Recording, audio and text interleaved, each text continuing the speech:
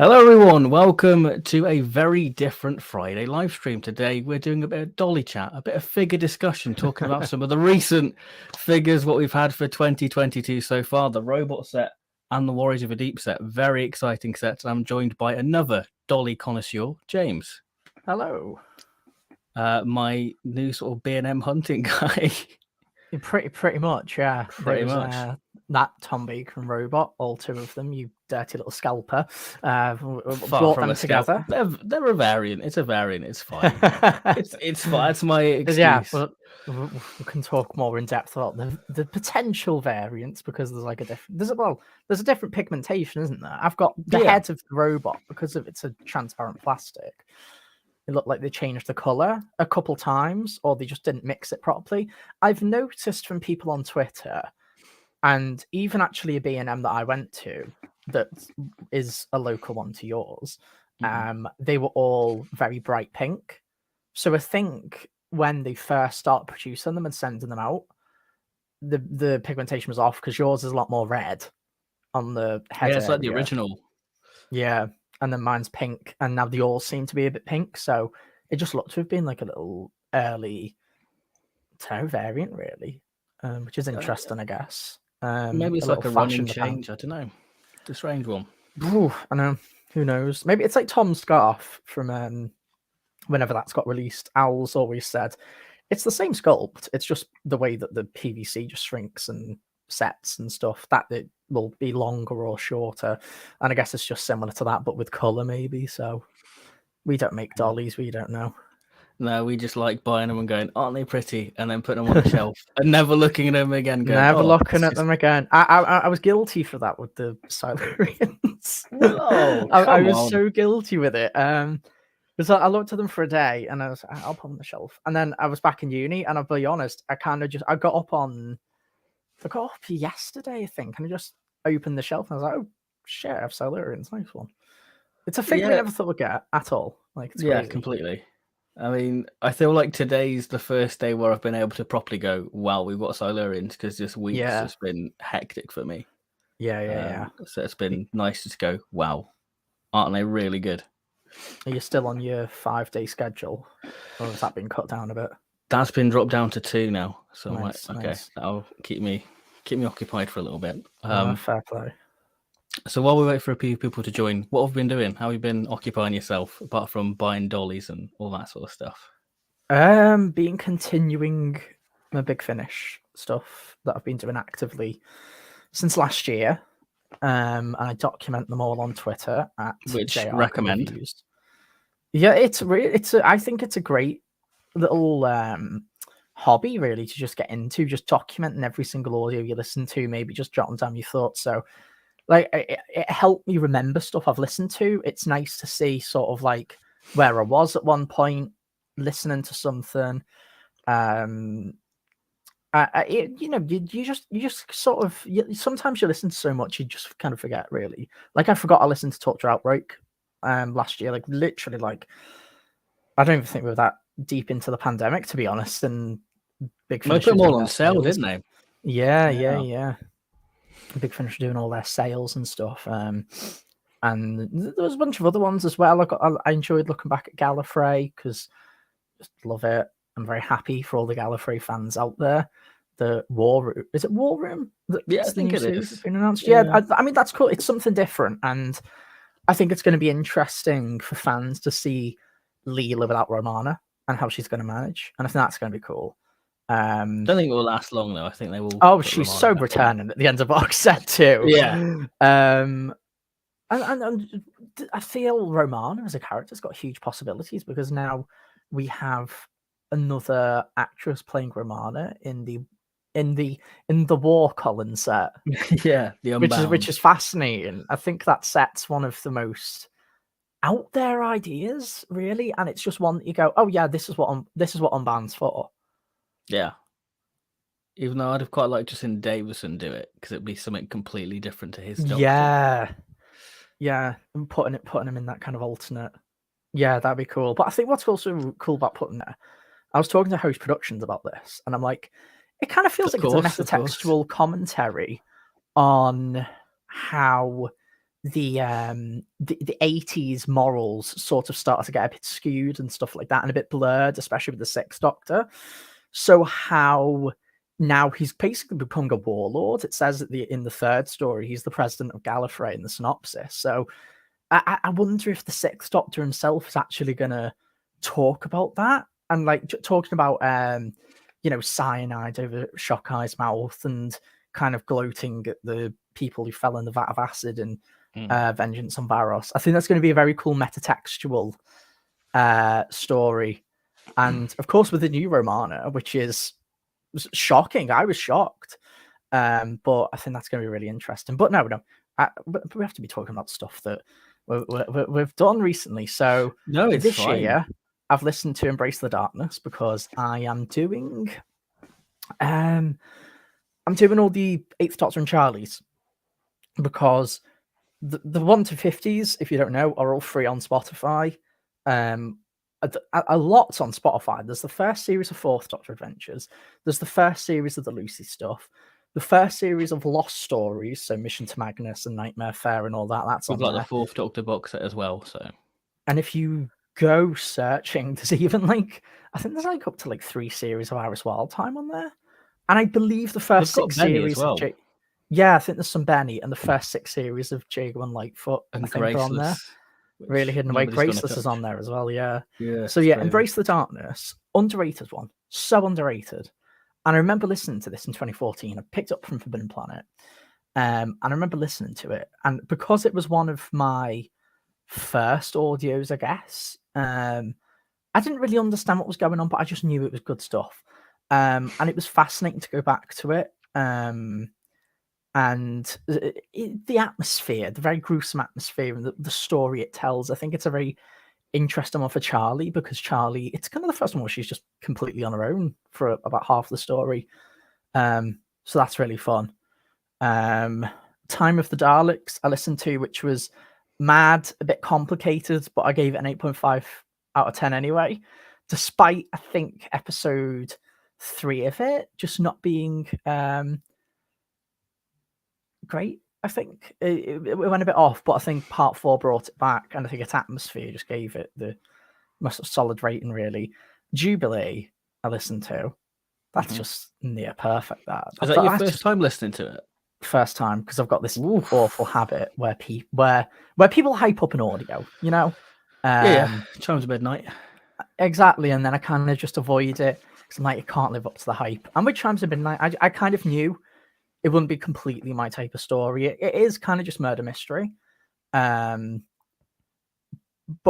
it's a tight script, and I think that's what it deserves praise for. But Jubilee's just so metatextual, a criticism of Dalek mania and merchandising. Fascinating.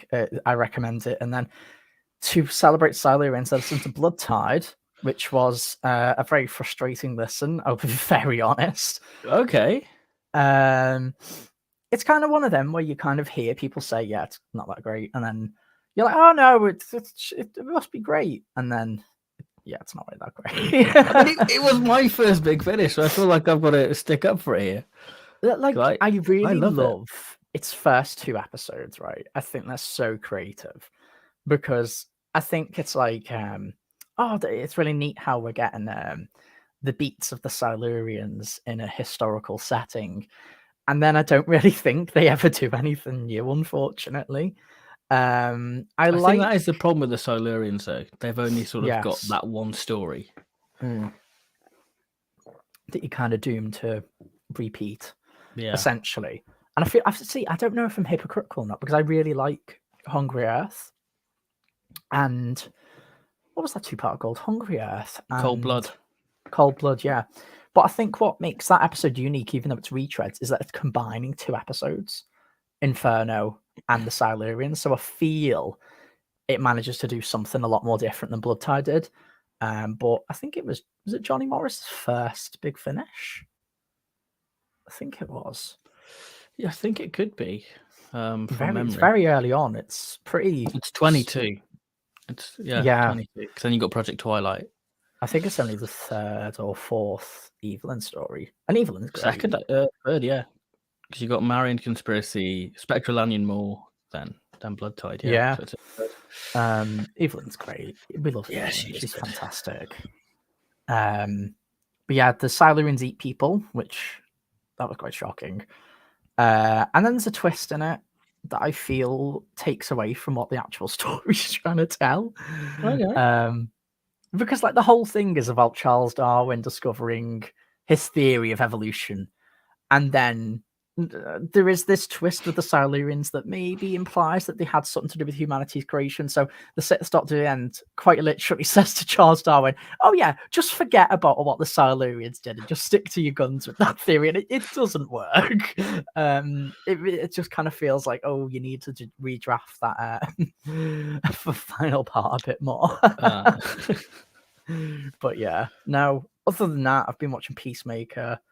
I've been trying to get into a bit more music, like branching out, and yeah, that's about it. Go on, what about you? I've spoke too much about myself. No, it's fine. I mean, Dolly Hunt's Review has always been good to finally do that.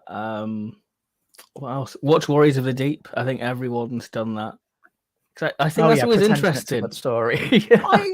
I don't know. There's just some what appeals to me about my inner 10-year-old watching that. I'm just like, you know what?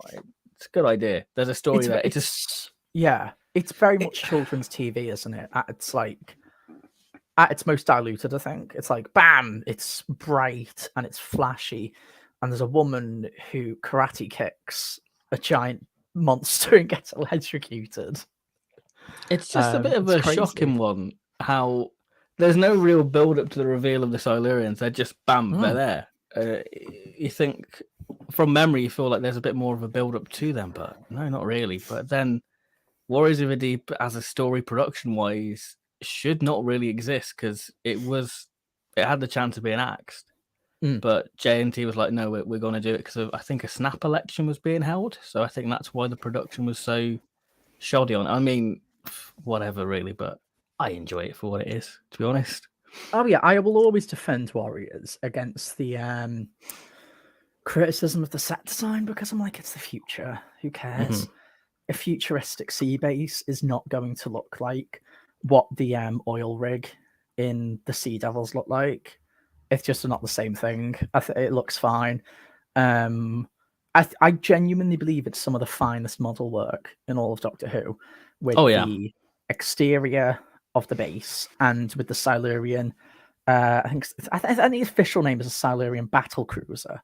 It's a little submarine, isn't it? Yeah, like it's such a cool little pod, and I really love the two eyes it has. And I don't know, it always captivated me as a kid, that model work, and got me interested in model work in Who, which we never really saw any of in the new series until probably Cold War, because they do the submarine in that as a model, which is quite nice. You do get a bit of it in like series 1 with like the Nestine Warehouse and Big Ben as well, isn't it? That's a big bit of model work. And Dalek Emperor. So yeah, but I know what I mean, as in like actual submarine sort of stuff. Yeah. All good. What else have I been doing? That's pretty much it. I mean, I got this Doctor Who cookbook. Very exciting.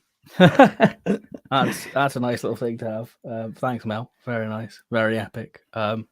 May do a few videos based on it. See if we can get like a little Sea Devil recipe to Are celebrate. the recipes any good in there? Like, do they look all right? Or there's a couple I'm like, I don't want to touch, and I probably wouldn't eat.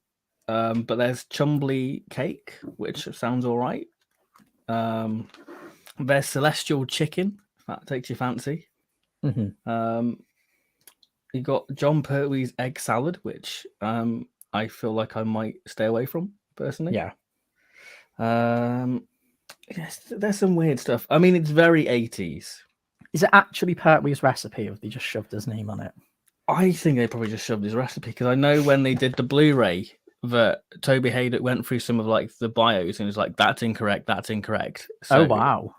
So it's interesting. It's going to be interesting to see. But it's a nice little fun thing to have and go, wow, got a cookbook from the 80s. Yeah. But yeah, I'd like to try a few of the recipes just to see. Have a Doctor Who come dine with me dinner party, maybe. I don't know. Jesus Christ. That'd be that's content. That's content right there. But yeah, that's basically what I've been doing. Should we dive into some Dolly chat then? Oh, let's. Yes. We've got Your review for Warriors came up today of the Warriors set. Yeah. So everyone can check that out after this. And I think one of the first thing I noticed is you've gained a little catchphrase in your reviews. I don't know if you've noticed that. I have no idea. And it's you'll say, who would have thought in the year of Yeah year here we would have this? And I think that's a testament to how unpredictable these releases have become. In front of me, I posted on Twitter a picture of my setup that I'm looking at right now, and I've got my Silurians, my K1 set, my Vord, and my Sensorites, and every single one of these figures I never thought would have. Even the Fourth Doctor, are fully accurate, mostly. Season 12 Fourth Doctor, Sensorites. Enemies of the First Doctor set, when that came, and everybody was quite disappointed with it, that seemed to be the nail in the coffin of we're never getting a Silurian. I'm sorry, we're never getting a Sensorite, we're never getting a Vord, and now we finally have them figures.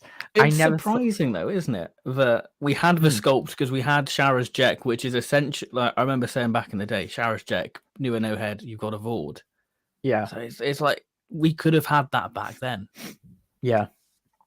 And it's not like the reuse was exclusive to the B&M stuff, because 2011's when we really started to see them use the Primeval stuff like Scarleone, the Robot Man, using like the James Lester figure. I think that was like Davros sets in a year. Yeah. So it very much was sort of maybe the decline of the line. Maybe, I don't know. It's wrong to say that, but it's definitely I think the frequency of sets in FP, the price tag, especially, I think that's the main thing that maybe took down the line a bit. But I also know there was troubles with Underground Toys that went down in about 2014, didn't it? And a lot of the funding and stuff came through there, I'm pretty sure, because that would have been the American retailer and distributor for a lot of the stuff, if I can remember correctly.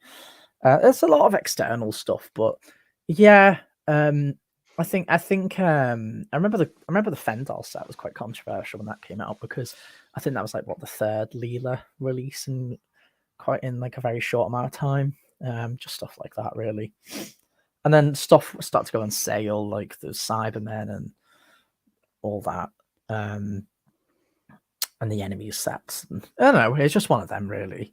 It was a golden era, and of course, nothing lasts forever, really. And now we're kind of picking back up on that, and I think we are in the second golden era of toys, maybe third, actually. The first one was the series 1 to 4 stuff. The second was the FP exclusives, and now the third is the B&M stuff and the character online exclusives as well. And they kind of fill in the gaps where sometimes I think the B&M line will lack. Last year, I'm sure we'll probably talk about some of the highs and lows of that.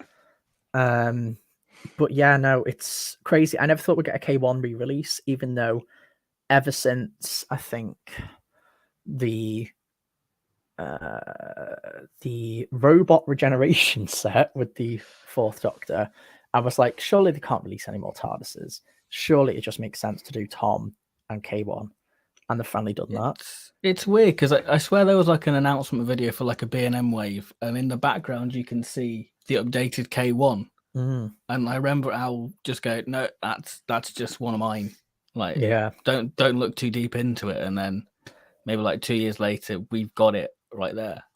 Yeah, like these things take ages to produce. Like they're probably like 2 years ahead at this point with stuff planned, because of course you've got to get license agreements and then actually just make the toy work, which is a feat in itself. I think the Vord are a miracle for that. I think the Vord are like one of the best figures of last year, and they got really slapped on by people, unfortunately. Well, yeah, they're hanging around quite a bit, aren't they? Really sad. I think you got all the hardcore fans buying them, but then maybe the sort of casual figure buys, it didn't really appeal to them, unfortunately. But they're such a solid figure. You can really tell the difference of the actual just the paint and plastic used on them and the Raston. I don't know if you've noticed that. Like the Raston feels quite hollow and cheap, and then the Vord just feels solid. See, it's strange, but the Earthshock set, the androids, you think they'd have the same paint as the Vord, but they mark way more easier than the Vord. Oh wow! But I think the build quality is pretty much the same as the Vord, though. Whether because they've got those interchangeable hands where they've had to go right, we've got to make it a bit more solid. I don't know, but it's weird because I've got one Rastron Warrior robot. Feels very cheap, and I feel like if I move its leg, it will snap off. Yeah. But then the other one just seems a bit more sturdy, which I'm like, I don't want to move it in case it does go into that direction of looseness. Yeah. Where's the other Rastron Warrior robot? What era is that in? Is it with 8? He's with Megan, yeah, to celebrate 8 stuff. Doctors. I've put him next to some Sontarans to. Oh, nice one. So you can recreate that chapter. It's chapter 5, I think. All the chapters are numbered per Doctor and stuff. So yeah. It's a good chapter. It's the more actiony one. It is a good chapter. I do like it a lot. But go on. Your thoughts recently on the figures, recent wave. Should we start with K1? Yeah, let's start with K1. I wasn't too fussed on this when it was that initial rumor of we're getting a robot set. We've got a 4th Doctor in K1. I was like, I've got the original. I'm pretty happy with them. But then we got the announcement, saw the photos, like that K1 does look very nice. And I think for me, that 4th Doctor was like, wow, that just seems like a Weetabix 4th Doctor. Yes. You know, when you get like the cards of like the Weetabix and all that. I was like, that just looks very retro, very 70s. It just looks like a toy. And that's wonderful. I really love the 4th Doctor. K1, I think it's great that there is differences there. If you do have the original, like the head being slightly more pink and the smaller claw, but it does have its downfalls, I think, as a set in terms of the build quality. I don't know if because it was a builder figure that it just doesn't quite translate well, because it just seems a little bit more hollow compared to the original. I think accessory wise, Tom could have come with a Sonic or a bag of Jelly Babies. Yes. Because I believe they did make a Jelly Baby prototype. Oh. So it is out there, and for me, it's a no-brainer, really. Yeah. The missing accessory that we've not had for so long, really. It's one of those definitive things, especially in Robot, you know, the Jelly Babies. The new head is great. I think the slightly tweaked Seeds of Doom head's very good. I was quite surprised, actually. I think we all assumed it was the Seeds of Doom head until they did the design company put the photos online, and you're like, okay, it is new. And then you look at the hat, and it's slightly smaller, and the little indents are different. So it is nice. It is nice to have that sort of classic Tom look. It follows that sort of cartoon paint app what they've been giving the Doctors. Yes. I think that it works for certain Doctors. It doesn't quite work for Hartnell, I'll be honest, for the one with the TARDIS. I'm sure we'll talk about that later. Yeah, I can agree. When we do the little overview later, but I think Pertwee translate quite well into that. And I think because Tom obviously does that well. started with the 2017 Pertwee TARDIS, didn't it? Yeah, 2018. Yeah. Or did it start the previous year with that dinosaur set? Well, actually, I'd say that's the 2017 4th Doctor with Leela and K9. That's got quite a cartoon look to it, actually. You know, when you had like the whole merchandise with the sort of like the retro comic artwork, wasn't it, with like Davros and like a Cyberman? It has that quality to it, that figure, for me. Yeah, because they had these black highlights around the eyes, don't they?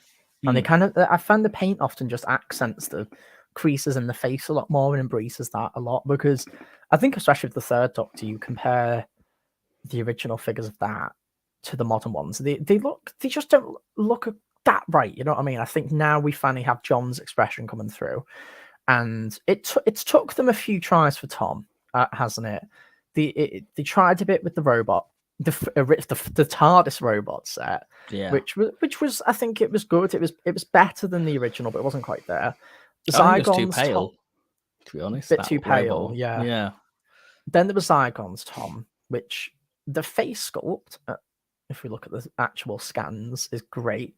but the paint just didn't work for that one, and that's a shame.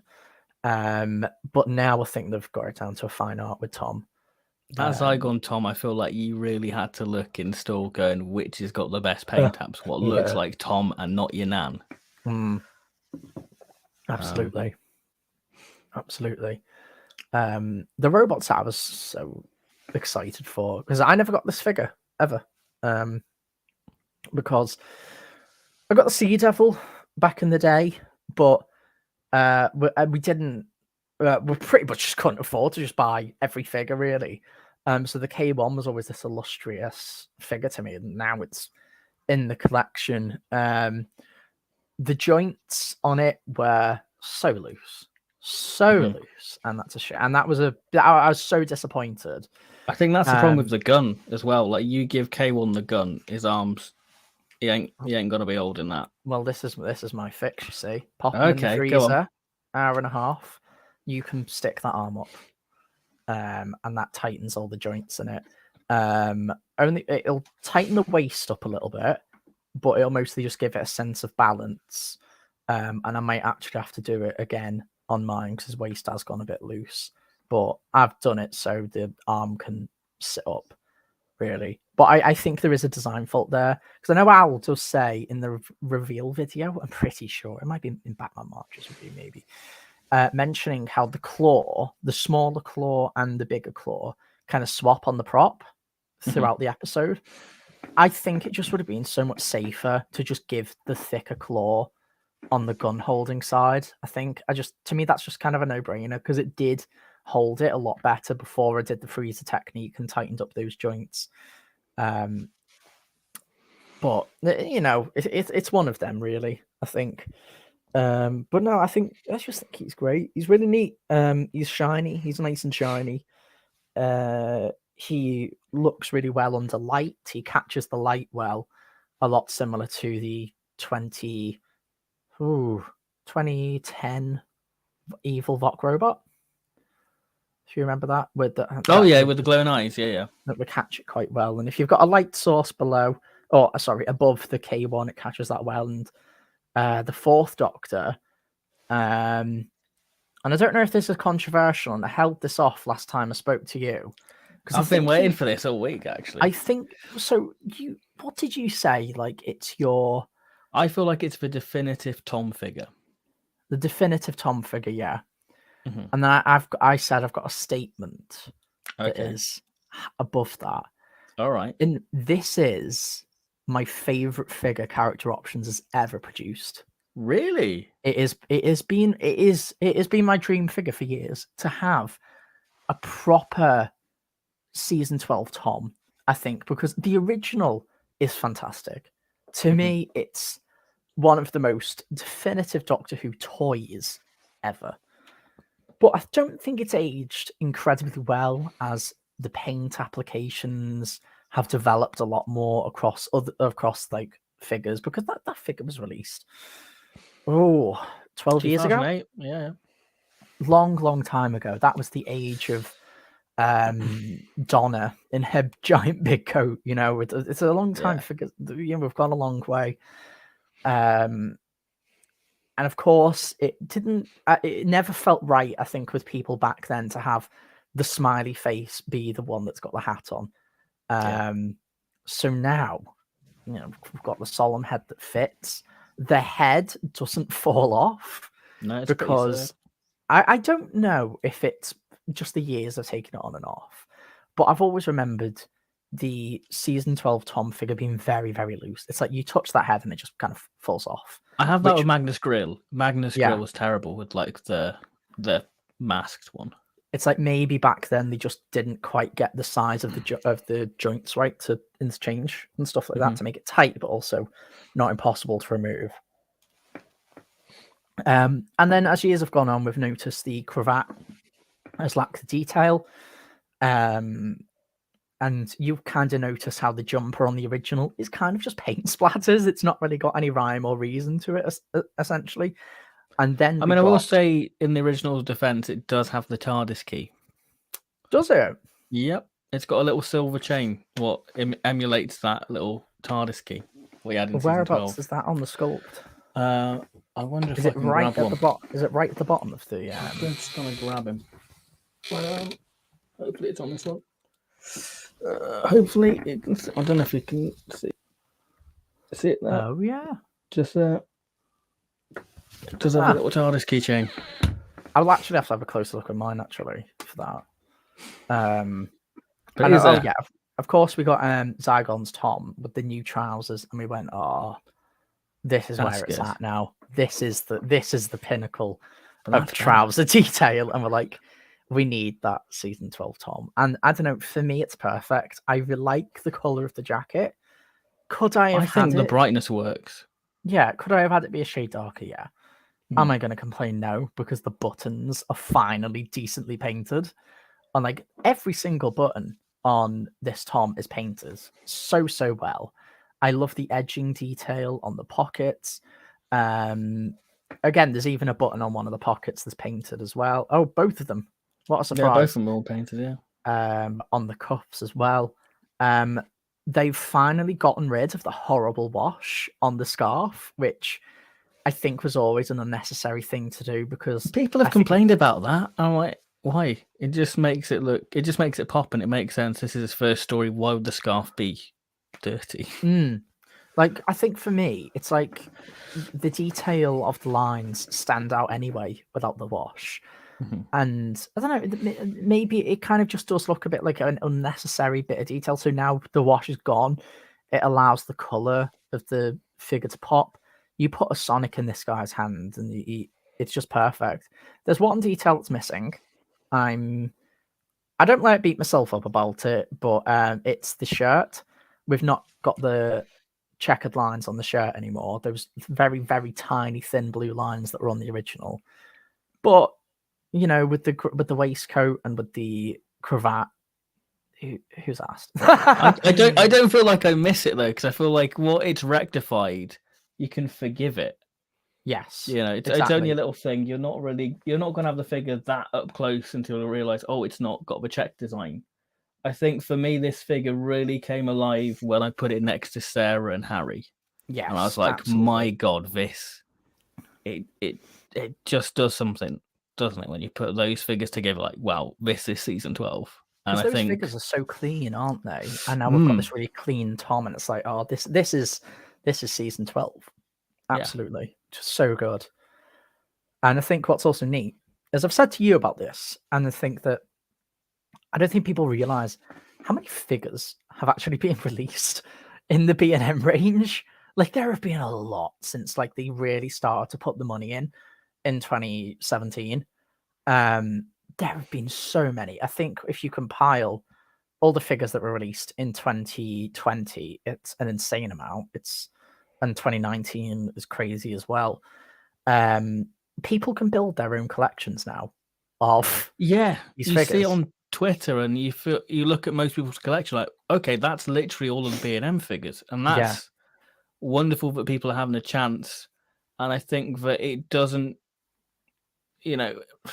affect people who've been getting the line from the beginning, because Owl's very conscious of there's got to be slight variance. So I guess it makes more sales for people like me who are quite sad and have to get every little like thing. A variance. A variant, really. So I think when we got Harry and Sarah, that was cool because, our season 12 Fourth Doctor is there. But now everybody's still on the same playing field now with the re-release of the season 12 Tom. Now everybody has that complete season 12 TARDIS team. And they even have a Brigadier that was released last year. And I believe that you can get that really cheap still on like FP now and on Amazon and stuff like that. The 70s unit set's great. I saw the classic 80s fanboy say that he wants a re-release they want a re-release of the Brigadier in his full uniform. And I think that'd be great. That's a figure that I think a lot of people are missing. I'm missing that. But what's cool about the jumper that we got last year or year before, I really can't remember at this point, is that it's his outfit pretty much that he wears in Robot. So isn't that cool? Yeah, but he's got a berry though on the claws axis one, hasn't he? Yeah, but who cares? That's just my pedantic brain. So But, you even got the TARDIS to go with it because you had the regenerated Fourth Doctor. So that's a great box, isn't it? I love the white sign on that. It's a nice. I mean, I think that's why I like the Monster Paladin one, because you've got this really bright, vibrant TARDIS with the inverted signs. There's just something quite striking about it when you put it against the other TARDISes. My K1s just fell off my desk. I just heard something that I was like, oh, wonder what's Oh, happened there. I hope he's all right. That is the second time it's actually. Oh, actually, first time it's ever fell over since I fixed its joints. So, approve my method. It's one of those where you've got to meticulously balance, and I'm scared of putting it with the other figures just yet. I've got him leaning against the TARDIS, just in Okay. case. So that's decent because he doesn't really slide backwards like a lot of figures do. Because he's surprisingly not that back heavy. It's just that crappy waist, really, which is a shame.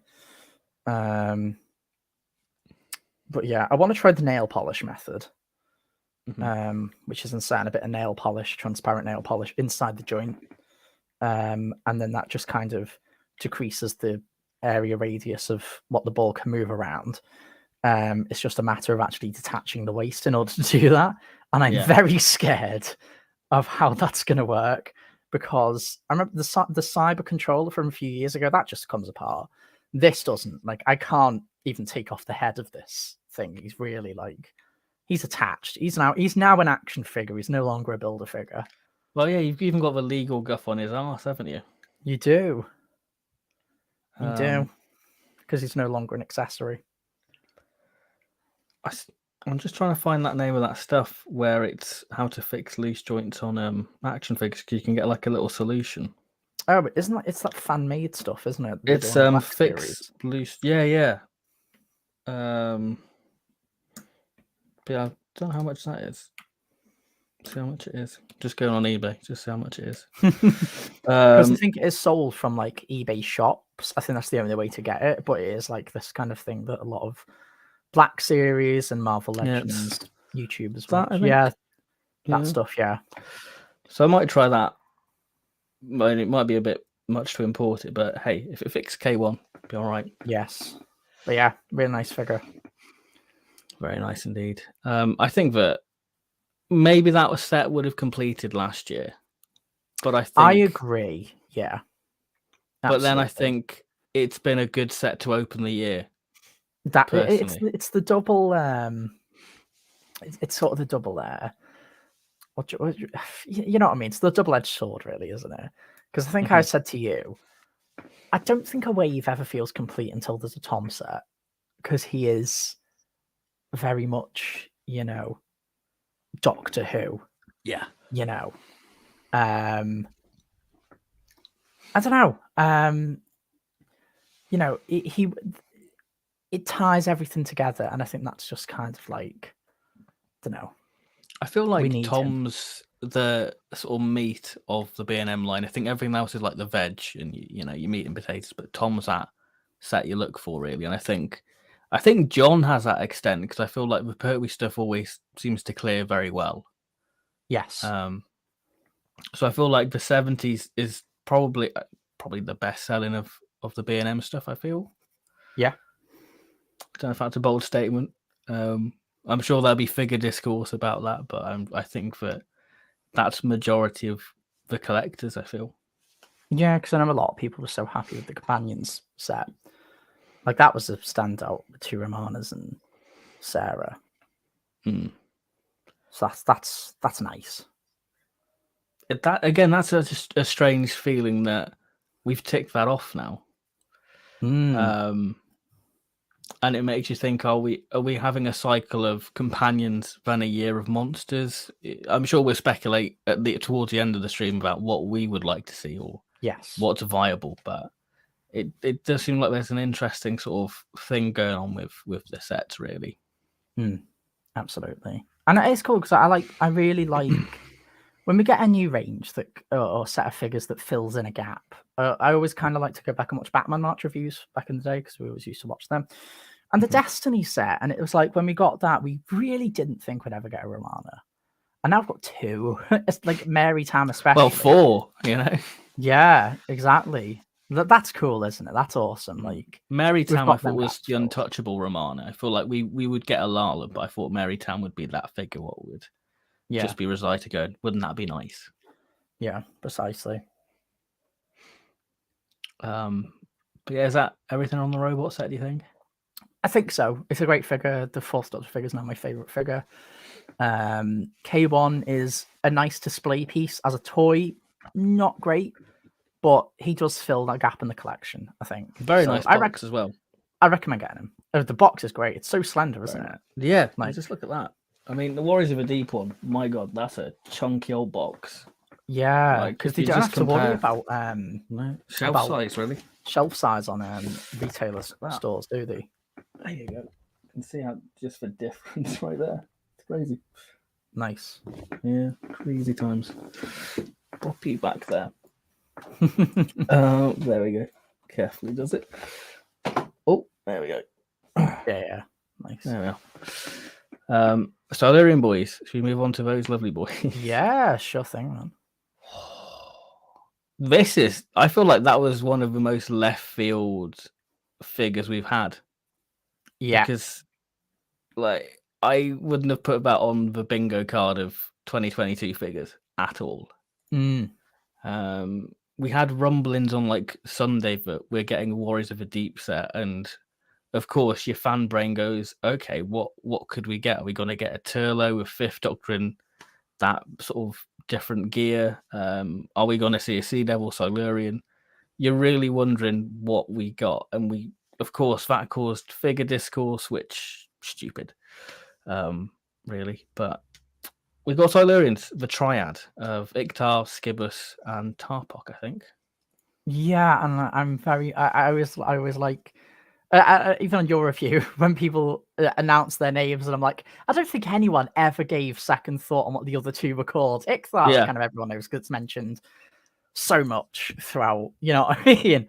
But it's just quite funny. It just kind of shows off, you know, that they actually did name all these in the script. I can't actually. Are they mentioned?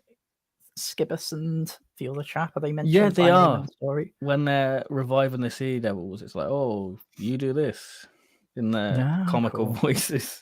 Yes. I think someone told me it's the same modulation as the Candyman, which is you can hear it though. You can hear it. You can hear the Candyman. Yeah, these figures are crazy. It's a smart. It's it's such a smart decision to do the lesser appreciated design first. Yeah, I think that's cool. That's nice to do.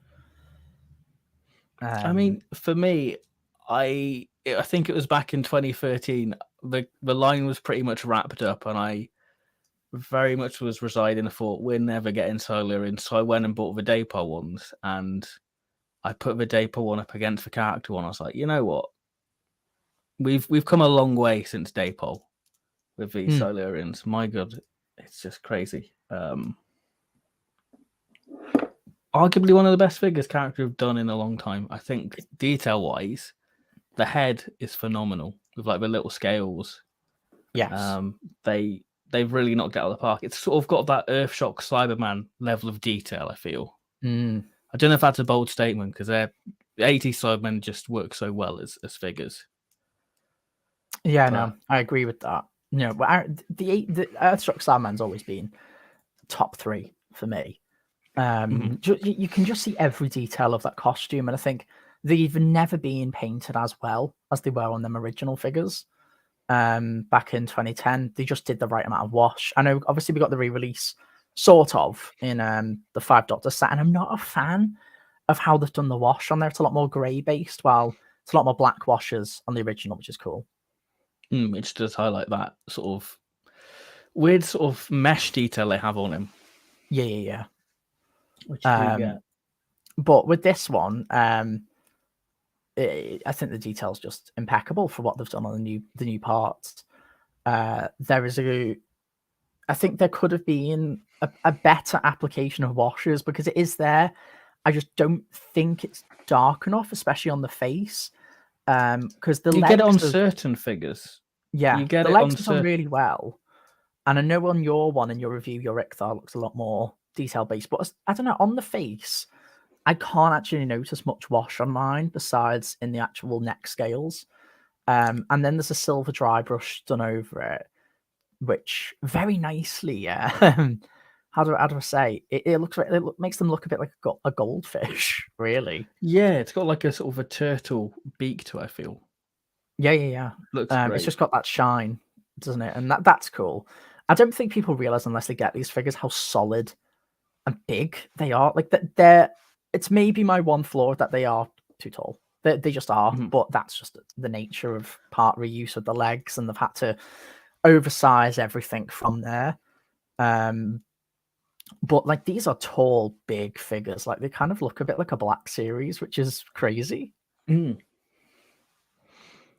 It's just nice to see a new Alien, to be honest, because I think any figure line really excels at creatures, and I think again, it's a perfect example. This is a really good one. Yeah, absolutely. I still can't notice any differences between the two Silurians that aren't Ichthar. I just can't find any differences between them. I don't know if I you think have. I think it just varies, but it all depends on what set you get, to be honest. Because I notice my Tarpok doesn't have any black wash on the back of his head, whereas the other two have it. And I think Tarpok's got a bit more slightly of a black wash on his legs compared to the others, and the others have got more of a wash on the face. But to be honest, once you take them out of the box, you're like, oh, who's who? You really forget who's what one. Absolutely. You don't know who's who, to be honest, but it all works. It's all aliens. Yeah, no, it's cool. It's cool. And again, the Davison shelf, it's very silver. The Davison area, it's very silver. Lots of Cybermen. Or beige. And now we've got kind of like this just very, I think even though maybe it's a boring sort of shape and to be, but their design of the Cylons just pops. You know what I mean? Like, I think what's kind of amazing is when you turn them around, like the back of the head, because obviously these figures look ridiculous. They do, because they look like they're permanently smiling, because that's just what the props are. You know what I mean? That's what they are. But so when you turn them around, you really do get that Silurian shape on the back of the head, that silhouette, that strong silhouette. You know what I mean? I know what you mean. You forget about sort of the skeletal sort of spine on them, because I completely forgot that.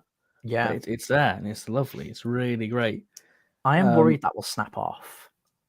It's pretty solid. It's a pretty solid piece. It's definitely PVC, but it's a very, very tough PVC. Yeah, it's a strange one, really, how they've constructed it, because the shell's a new piece, isn't it? Yes, that's a hard bit of plastic, I'd say. It's huge as well. Like, it's massive. And there's no real ugly join line where it's been constructed. I think, but that's a really nice little thing. Where it's been clipped together. It's like it's just slid over the body and then they've inserted the arms that way, like it's just all one piece. That's crazy. And then obviously the spines have just been plugged in because they're a separate piece, which might look a bit garish, but it's a toy. I'm never really. You're not really going to look at them from the back, are you? No, not really. Like, it's a toy. They all have mold lines and stuff like that. It's just kind of a miracle that there's not really much on here, which is cool. Oh, I've found the seam lines. They're so well hidden, though. I think it's where the arms naturally fall, though, so you don't see that seam line, isn't it? So it's great. Crazy. Very well built. I do have a flaw with them, and it is, I think the part reuse, it does take away from the scaly nature. I think on the legs, it loses it. Yeah, I think on the arms as well, upper arms, like the scaly nature of these stuff, because I think it looks right until you maybe kind of look at what the actual costumes look like. But that just gives me hope that the money generated from these sets, and you can actually track how many sets are left by adding the max amount to your cart on Character's website. That's how people monitor how the stock that goes down, and these have sold really, really well. I think there's just 1,000 left, or just over. I think so, just around about. So I'm hoping the money generated from them can go into kind of completely new sculpt and body for the 70s Silurians, just to give them that dinosaur lizard quality. Really. Yeah, because I was looking at the Robert Harrop one, and looking at the back of it, you're like, that's completely different to the Warriors one. Obviously, because it's got a shell. But the back of the Silurian looks very similar to the back of an Ice Warrior figure with that sort of scaling detail. It's very much the same in that regard. And it's not, I don't think you could get, I mean, push come to shove, you could use the Sea Devil body, but like you say, you'll lose all that scaling detail. Yeah. Which will be a real shame, because I think everybody has been longing for a 70 Silurian, and the 70 Silurian are probably my most wanted figure since I saw Doctor and the Silurians, to be honest. Yeah, definitely. So I think that figure has to be right, and I think for the most part it works for the Warriors one, because you can afford, because people aren't too keen on the story, so they're not gonna exactly. be too Like, you fussed on can it. sacrifice the minor details of the lesser likes variant, because people are just going to be happy that we've got it, and I think that's cool. They are, they're just very silly looking, and that's what I like. I like when a silly looking design is given a very solid action figure. I think that's magic, isn't it? There's something quite weird about the Silurians of how different they look from each angle. Yeah. How it's especially in the box, I think if you're not a person who gets your figures out and enjoys them that way, and you're just a minting box collector, you can still enjoy the work what's gone into them, because the way they're posed in the box, which I think is a really nice addition. I think there's a lot to love with these Silurian figures, to be honest, and I think absolutely. that the online exclusives are becoming more adventurous. We had a Dalek variant with what the only difference is with the dome lights. That was the only new tooling. They sold out very well. Then we got a Troughton variant to the slightly tweaked TARDIS doors. And now we're going all out with here's a new monster. I think that it just shows the strength of character now, that they feel confident in what they're doing. They know it's going to sell. And it's great. It's lovely. Yeah, it's cool. Yeah, It really is. I agree. I mean, I do wish there was a Sea Devil in the set, to be honest. We'll get it one day. Like, I think absolutely we'll get it. Maybe we can talk about that in future wishes, I think. But we'll get it one day. I think it's a triumph of a set, really. What about the price? What about that? Do you think... I saw a lot of people complain about the price of the set, and I, for one, completely disagree with that. I mean, for 30 quid... Okay, let's look at Hasbro. You're going to get one Boba Fett for that, because they've ridiculously started calling the Boba Fett figures deluxe figures, despite coming with... There's a whole Boba Fett tax now, isn't there?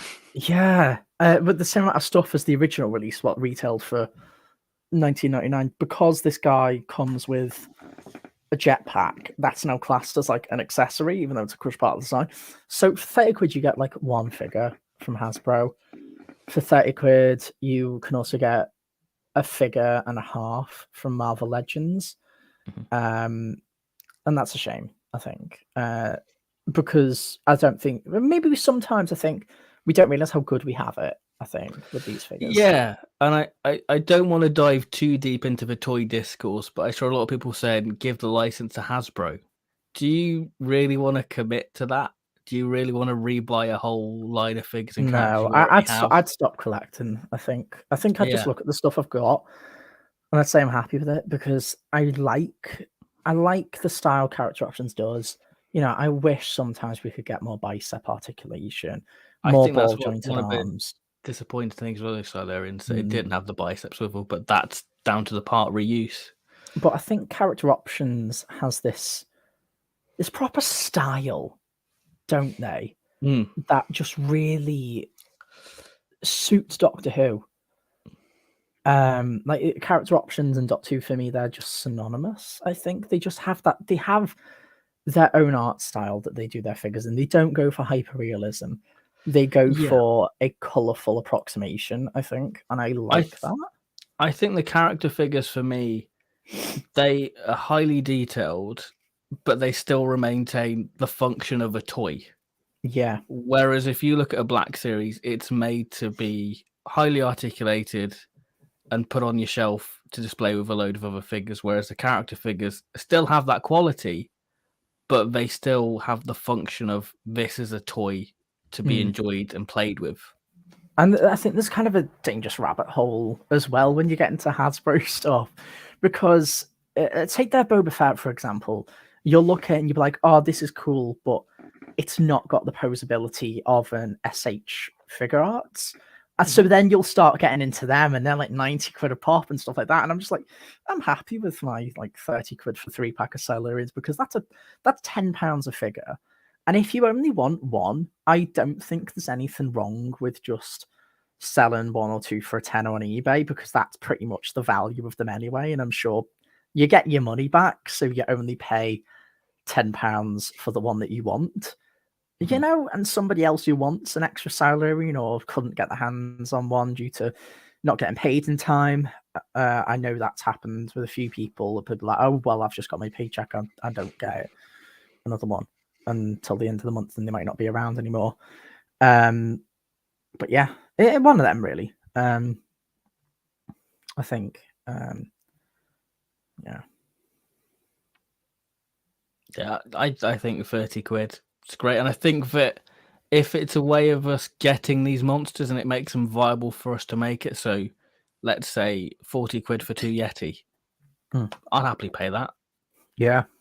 You know, I just think it's a bit of a no-brainer if we want these monsters, which I think that was a problem with the B&M figures for me. And if we go through the B&M figures later, the B&M figure started as, here's a repaint, here's a Doctor variant, and that was it. It wasn't anything new to the table. And I think I was going, okay, it's great having these Doctor variants, but where's the monsters to go alongside these Doctors? Yeah. And now the budget is allowing it. And I think that let's just keep going, you know? Pretty much. I mean, it laid down the foundation, didn't it, really? Here's your Doctors, here's your setup errors, expand some companions, and now you can really just explode with the monsters, because that's the heart of the figure range to me. You know, that's what makes it. It's just, they're so colourful as well. I think that it's the longevity of the show. It's nice to have that time capsule of the evolution of certain monsters, one-off appearances like the Vord and Sensorites that we now have. And it opens the door for more figures in the future. And another thing that you mentioned, like part reuse, and it's like the other day, I was in a HMV, and there was a repainted Black Widow with a new head, and it was retailing for like 25 quid and calling it a different character. Like, you could see where the body entirely came from. Yeah, the stuff where you get, it's just so cheap. 3 figures for 20 quid in B&M. Crazy stuff. Should we talk about the B&M line and the history of it, and then do our little future thoughts? Yeah, that'd be cool. Yeah. So if I load the old image up of the first proper wave of new figures, because the B&M line I think started back in 2014, and it was very much, here's a hard to get figure with 2 other figures. You know, you had River Song in the spacesuit with Rassilon, and I think Donna, and I think you had Rory, Raggedy Doctor, and Prisoner Zero. And what was the other? So I think it was a Matt Smith one, I think, with a silent cowboy, 11th Doctor, and Macroda Cyberman. Yeah. And then 2015, I think, is the year where we all started to go, oh, okay. We had like the 4th Doctor, Crispy Master, and D84. Again, D84 quite hard to get a figure. And then the new series ones were New Weeping Angel. It was, Matt Smith and 2 Weeping Angels, and 10th Doctor, a new 10th Doctor figure, a Cyberman, and a Sarah Jane and some adipose. And then 2016 was the Pertwee Delgado, because Delgado was quite hard to get a figure. New Joe and 3rd Doctor. And they had the monster set with the Invasion Cyberman, Zygon, and Ice Warrior. And then, you had the 10th Doctor set, which is a bizarre one, because you had like a really badly painted 10th Doctor, and then a Vashna Narada, and I think another Cyberman. And yes, I remember that one. I didn't really collect much from sort of that era. I think that year with Pertwee, I skipped, and I regret that a lot. I think, because Delgado is like so rare now. One set I did get was the Fourth Doctor set in. Was that 20? It was one of the early ones, 2014. I think it was 2015. Yeah, and it was City of Death Tom, which was a hard to get figure because that was only with the City of Death set. That was Forbidden Planet exclusive. D84, and then an extra of the Crispy Master, really. Yeah. Which that was just kind of like, oh, whatever, sure thing. But you know, D84 was a rare figure that was nice to have. It came with an accessory. It came with Tom, who came with a Sonic, which is nice. I remember getting that, but I didn't get into them until the year of the Pertwee TARDIS. I think that's when I really got into figure collecting again, I think. Yeah. So if I get the old image up of the old B&M set for 2018, the wave we lost our mind at. Yeah, and it feels weird, doesn't it? Yeah. That we were clamoring to get these sets, and if you compare it to today's standards, it's pretty poor. Oh yeah, the TARDIS, that's an early prototype, isn't it? Yeah, because they had an image of like the 5 Doctors John figure, but done in the Time Monster getup, and you're like, oh wow, great. And then you had the 3rd Doctor with the cravat not painted, and you're like, okay, that's a bit disappointing.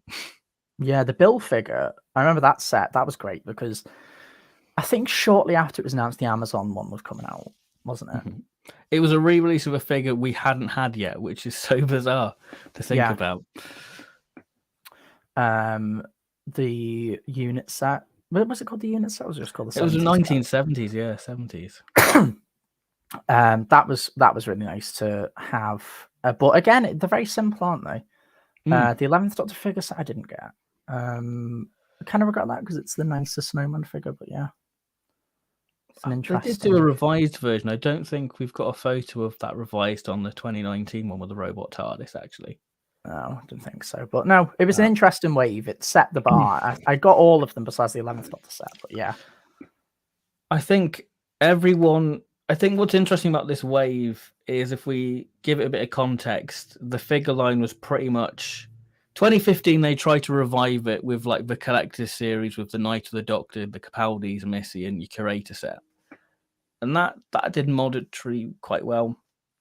And then it was like 1 or 2 figures a year, and it was just variants. It was Tuxedo 10 and the Hoodie 12th Doctor figures. So when these came out, we were pretty much starved of figures. So these were guaranteed to be, sell out because we're starved of figures. So, we were like, if we buy all these, then make new figures, and that means we can get new characters. And I think that this was a deal with B&M going, all right, you can try this, and if it doesn't work, then character will probably lose the license or whatever, something like that. And that's why the Time Monster TARDIS was done in such a low quantity. I think it was 4,000 or 3,000, quite a small quantity. It was a hard one to get. Yeah, it was. That was the first year of people going, oh, these things are like a nightmare. Yeah, you had that whole image of like the scalpers having like 20 of these TARDISes, and everyone on Twitter going, God, this is a pain. I was one of those people who did that. But yeah, it's amazing how far we've come. And if we just look at 2019, if I can load that image up. I'm getting that already. Open image in new tab. I think 2019 is your favorite of the B&M stuff. I think. Yeah, I think it still is. I think because it was just so different. And it was exciting. Share screen. There we go. So this is the summer wave. We had the robot TARDIS in the slightly tweaked 2018 set, but this was when we thought, okay, this is the B&M line. This is the potential it has with new head sculpts. Harry Sullivan. The real surprise of that wave, I feel. Yeah, absolutely. The Sontarans were great because they were really rare. I never got the Steyr set because I could only afford the Time Monster set. And it was nice to have Lynx there as well because it's the iconic Sontaran. I think it would have been better with black gloves, really. But yeah, I do feel that was a missed opportunity for that one. Just because I understand why they had to change the paint apps because you don't want to. I'm sure there is I'm sure there still is probably something in the contract from FP where, this figure's exclusive to us. You can't re-release it anywhere. So whenever they have to just do the paint app. So I think the black gloves from at the start when he gets on the ship, that would have been awesome. And of course, big finish sets. How crazy is that? Yeah, like the Night of the Doctor, not Night of the Doctor, the Dark Eye is McGann. That again, a figure. Granted, your custom's way better than what we actually got, but the fact that we have that representation on the shelf is quite something. Even something from Gallifrey, that's crazy with the Axis Dalek, which the Seventh Doctor's not in that, but it's a decent approximation of his TV movie stuff. I think the Axis Strike Squad Dalek's one of my favourite Dalek figures, to be honest. I just really like that colour scheme of it.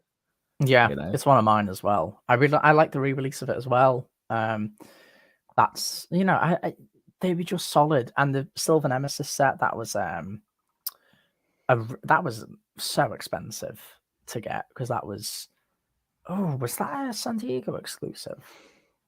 No, I don't think it was. Was it?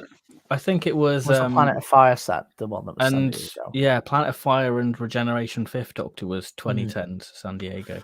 But yeah, that set used to go for like 70 quid on eBay, and then we just got the two figures re-released in a better paint job. So who's going to complain? I think the promo photo that's hilarious because of how squashed the Cyber leaders handlebars are. But a War Doctor figure was crazy, wasn't it? Because that would go for like 100 quid. Because of the original release. Unfortunately, they never released the cravat again, which is a shame.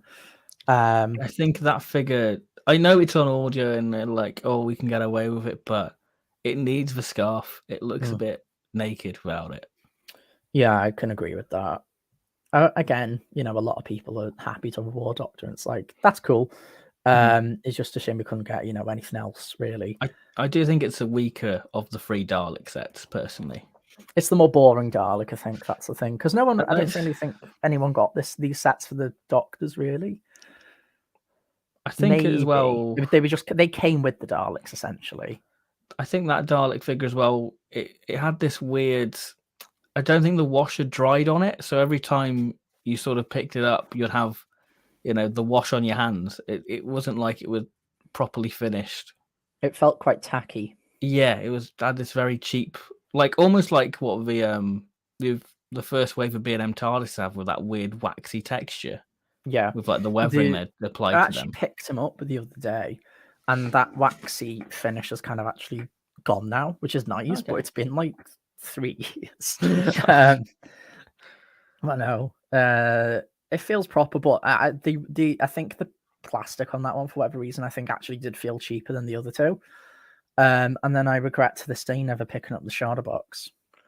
I love that Sharda box, to be honest. I think it's just something different. It really is a striking TARDIS. That Tom figure, one of my favourites they've actually done, to be honest. I really like the costume of that Tom. The paint taps are really crisp, and I've put it with the Invasion of Time DMAT gun, and I think that really completes that figure.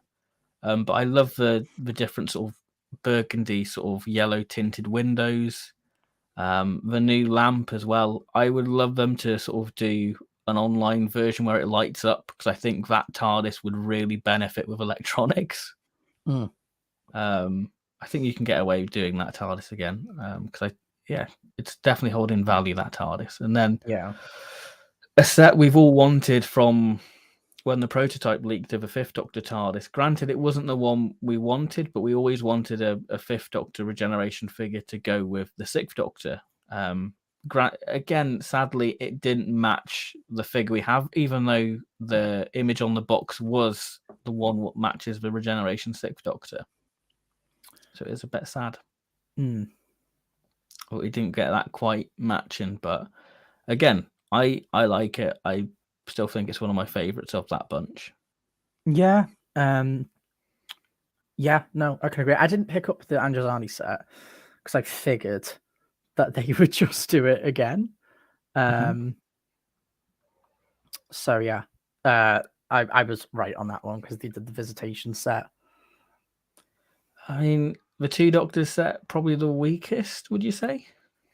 Yeah, and it's a shame because I didn't actually realize how good the Stike figure is until I saw a few people army building them, and I'm like, wow, they really come together well, don't they?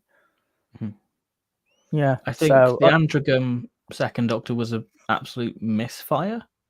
I agree. I think it was a figure that was really well in concept, I think, but in actuality, it doesn't really work. I don't think that's a shame. And the Perry figure could have been great if they kind of just oversaw the detail of her having the rolled up sleeves and just gave her normal hands, because her arms just are quite long. And that's a thing that's setting the figure back. But I know a few people have managed to get their hands on like some spare hands and just swap them around, and it looks a lot better. But I think it's a shame because I think that figure's really well made, and I like the detail on the jacket as well.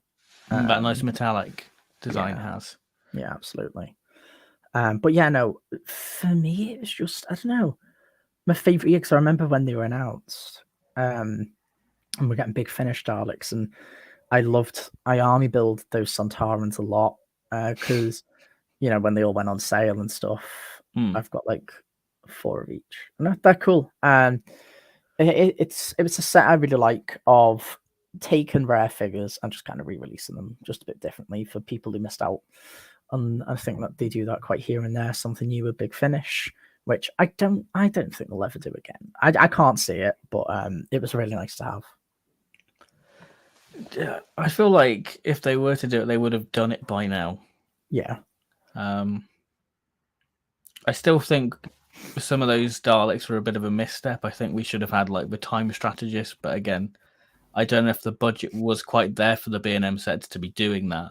But I think we would have taken a repainted Supreme Dalek, purple and gold. Yeah. But yeah, solid wave. Overall. Yeah, absolutely. And then I think the 2020 wave is when everything just, it was figures coming out left, right, and center, to be honest. Yeah. It really was something. And this was during a pandemic as well, which, when you put it into that context, like, blimey, we did all right 2020 figure-wise. With all the figures we had.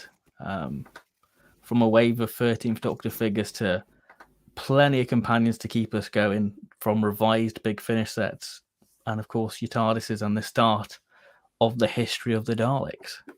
Yeah, there's you don't realize how many was released until you look at that, and of course that's missing the character on that exclusive of the Mechanist set, which was crazy. But no, crazy wave. I enjoyed the re-releases of the Big Finish Daleks. I know a lot of people didn't. To me, I preferred the re-release of the blue one. I like the re-release of the Axis as a variant, and I never managed to find the War Doctor one, which is a shame because it is probably the best War Doctor figure they've done. Yeah, and they got the silver detail a lot right and a lot better. I didn't get the Peloton TARDIS. I didn't get that one. I don't really regret not getting it, but I know that that's one of your favourites that they've done. I think it's one of the best paint apps on a third Doctor figure. I will stand by that because I just think it was phenomenal. Sarah is released that in that wave. She's from what do you call it? She's from the Genesis. Same Story, isn't she? Oh yeah, Monster Paladin. Yeah. So that's cool. That's nice. So it's a nice little pairing. But at the start of the year, you got your TARDIS and your third Doctor, and then you got your third Doctor, Sarah Jane, as well, which I think was quite a nice little way for people to sort of tick that off to have the season 11 TARDIS crew. I didn't get the first bunch of Yaz, and I didn't get the first set of Yaz and Ryan. because for whatever reason they didn't stock that round me. And I did, because this is back when they would very much every single time they would do the revised sets. And I was like, I'm not a fan of the costume choice. I'll wait. I'll get the revised. And then I think the Yaz sculpt is like, I don't know, I think all three of them figures, because they did the right thing, swap out the Jadoon with the Bradley Walsh figure that was released in single carded that year, in the 13th Doctor wave, which I didn't pick up because I was like, they're gonna do a variant, because it was kind of Bradley Walsh just being all blue. Yeah, and it doesn't really stand out at all. I think that is the better Bradley Walsh figure in the B&M set. Yeah, but all them sculpts in hand are fantastic. I think the Yaz sculpt is one of the best characters ever done.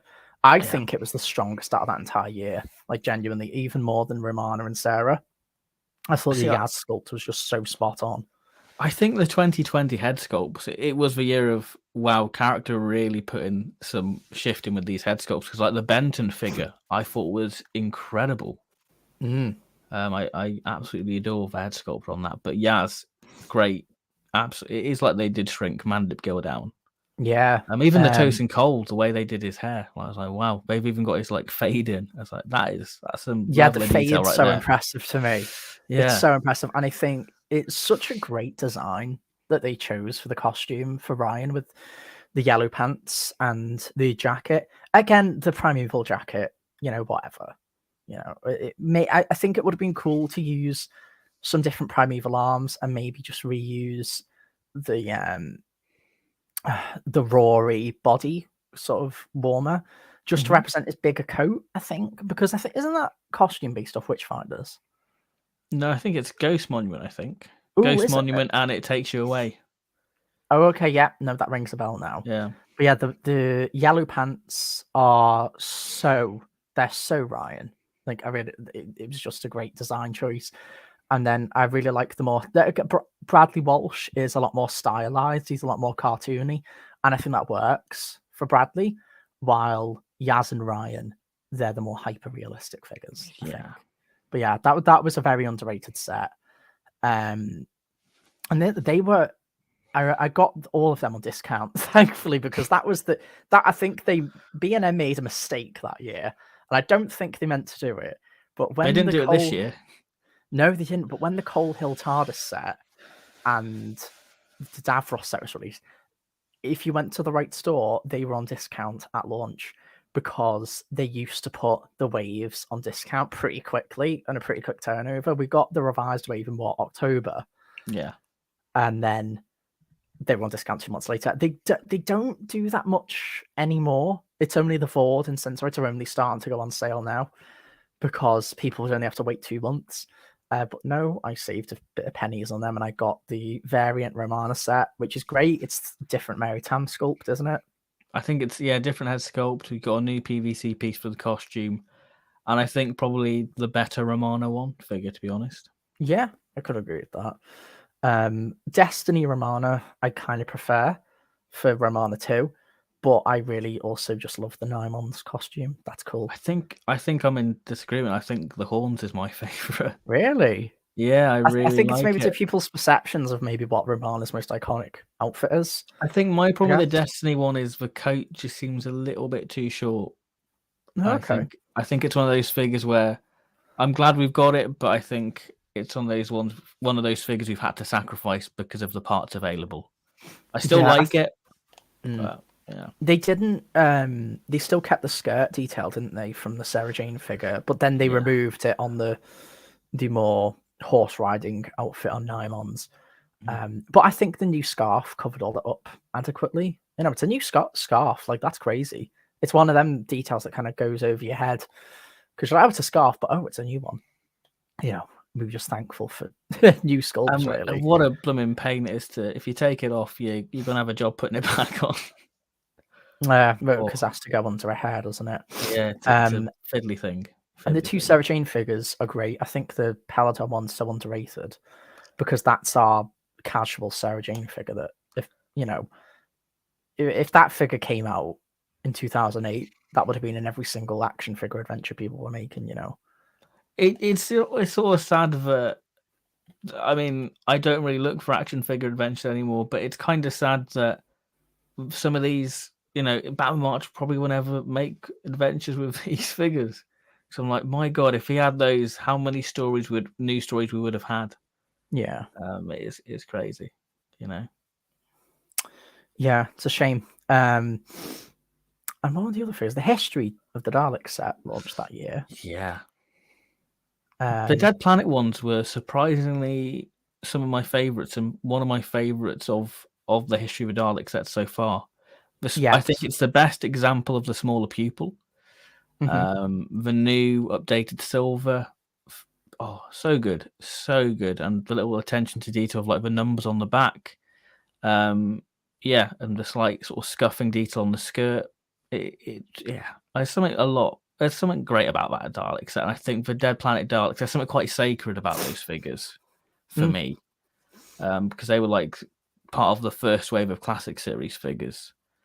So there's just something quite nostalgic for me having Dead Planet Daleks. It was an army built set as well, wasn't it? I didn't buy more than one, but no, that was a bit of a horrible wave because that just came out right as soon as the pandemic started, I think. So that was a bit annoying because a lot of B&Ms didn't stock the Daleks, which were weird. I don't know what happened to the distribution there. I never saw them in store, but my flatmate got the Dead Planet set for me. Or maybe it wasn't when the pandemic started. It was when we were sort of let out and we had a little bit of freedom, but it's still. But everything was just still a bit up in the air, wasn't it? Yeah. So yeah, my housemate had to buy me them, and then I ordered.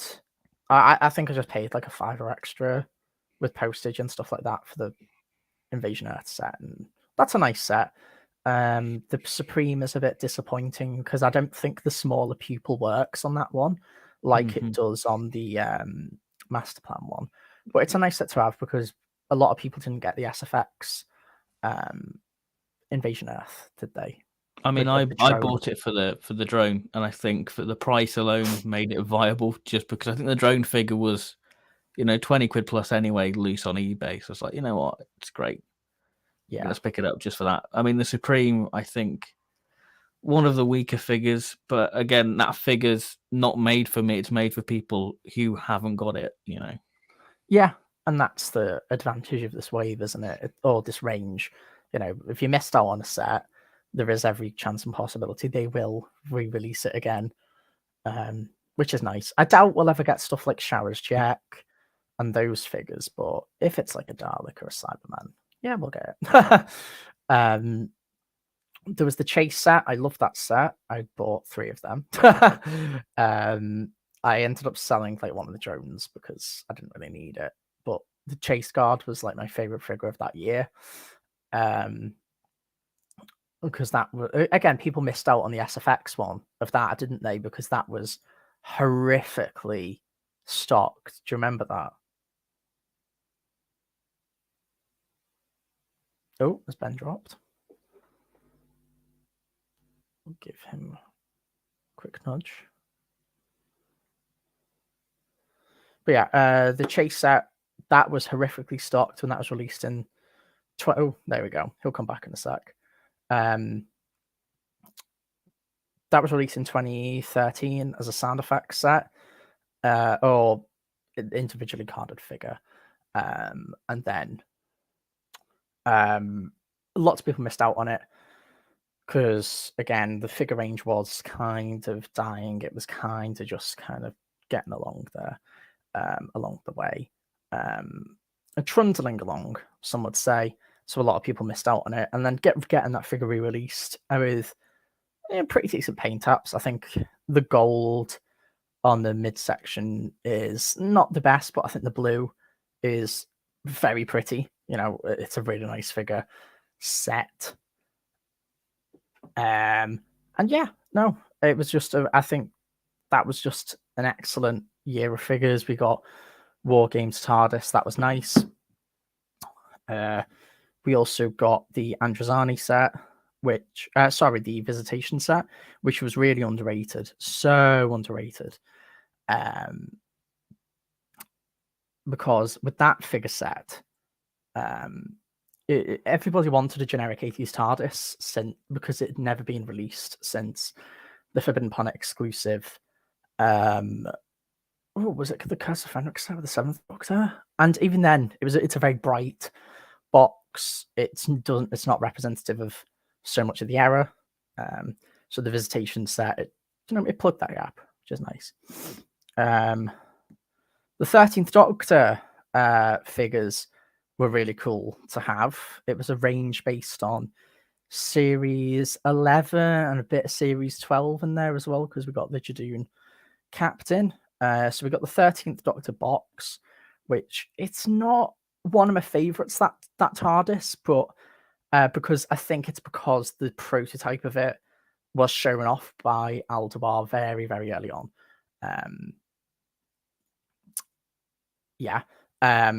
And they used a lot of new parts because that's a very unique box with the way with the width of it, of all the features, and it has these indentations on the pillars on the actual prop. And unfortunately, that's not there on the TARDIS, but it was the sound effects TARDIS. I think it only retailed for like 20 quid in Forbidden Planet. It was a decent deal. We got some cool variations of 13 because we had to really. Yeah, I love the 13th Doctor figure. I think, again, character option style, you wish we could have bicep articulation and stuff like that. But the 13th Doctor figure for me is excellent. It's just, you put it on the shelf, it completely does the job. I'm sure one day we'll get some updated arms and articulation for that. But she got her bum bag from Arachnid in the UK, and I think that was detachable. So you could put that on the original to represent her costume in that. You got the pink t-shirt that was towards sort of the second half of Series 11. I think I remember she wears it in Demons of the Punjab. So that was cool. There was the American exclusive one, which I think was based on. God, I'm really terrible with what episodes figures are based off. But I think that's based on Resolution. I think, the New Year special. I think it's based off that one where she's got a jumper on. That was an American exclusive, I think, on Amazon. So I know some people had to import that, and it was quite costly. We got the brand new sculpt of Bradley Walsh of Graham. Every time as I go to say his name, I just say Bradley Walsh instead of Graham, because it kind of is just Bradley Walsh playing himself, which I guess was the most enticing part of the appeal of Graham, really. And I know a lot of people have that. I kind of thought that they were variant on it, so I held back. You can still get it was a widespread release. It wasn't limited edition on B&M stuff, so it was quite easy to get, and it still is now because they did a lot of them. And of course, we got the brand new sculpt of the Recon Dalek, which that was an impressive figure. I remember Ben really loved that figure, and I really loved that as well, because you can open up the compartment on the front, and then you can sort of rest the mutant accessory on there. It's really good to have a brand new sculpt, like just completely, like there's not a single reuse part on that figure, which is awesome. Completely new, and I think that's the thing with the Series 11, because there's so many good monster designs in there that can still, they can make character a lot of money with Kablam Man and stuff like that. So it was really nice to have that unique design, fully represented in figure form. And then, of course, with the Jadoon Captain, which had a lot. I didn't pick that one up. I don't know why. I think maybe it's maybe because I don't actually own any Jadoon, so I just thought it'd look a bit samey on the shelf. And I remember it going out of stock quite a bit because it was really popular, because it was the only Series 12 figure represented. It's because it's from Fugitive of the Jadoon. But that was cool because we've got the brand new Mohawk. And again with the Mechanist Daleks as well. Coal Hill set re-released the Imperial Dalek and Ace, two very sought after figures. And yeah, no, that wave was just very, very impressive, really. It was very impressive. Just seeing where Ben is up to now with internet and stuff like that. Just happens. But yeah, no, I was really impressed with that. I guess. Let's see here. There's a lot. I think again, possibility to the 13th Doctor era. We've got the Sea Devils coming up next episode, which is exciting. I think that united everybody quite a bit when we saw that that next time trailer at the end of Eve of the Daleks. Yeah, episode titles aren't my forte, unfortunately. But yeah, that's exciting. That's coming up. The centenary, I'm sure, is going to spawn, new people. Is going to spawn people wanting new figures and designs, and that's cool. Because the design team put a lot of work and effort into that. And Flux is still on the cards. We all know that the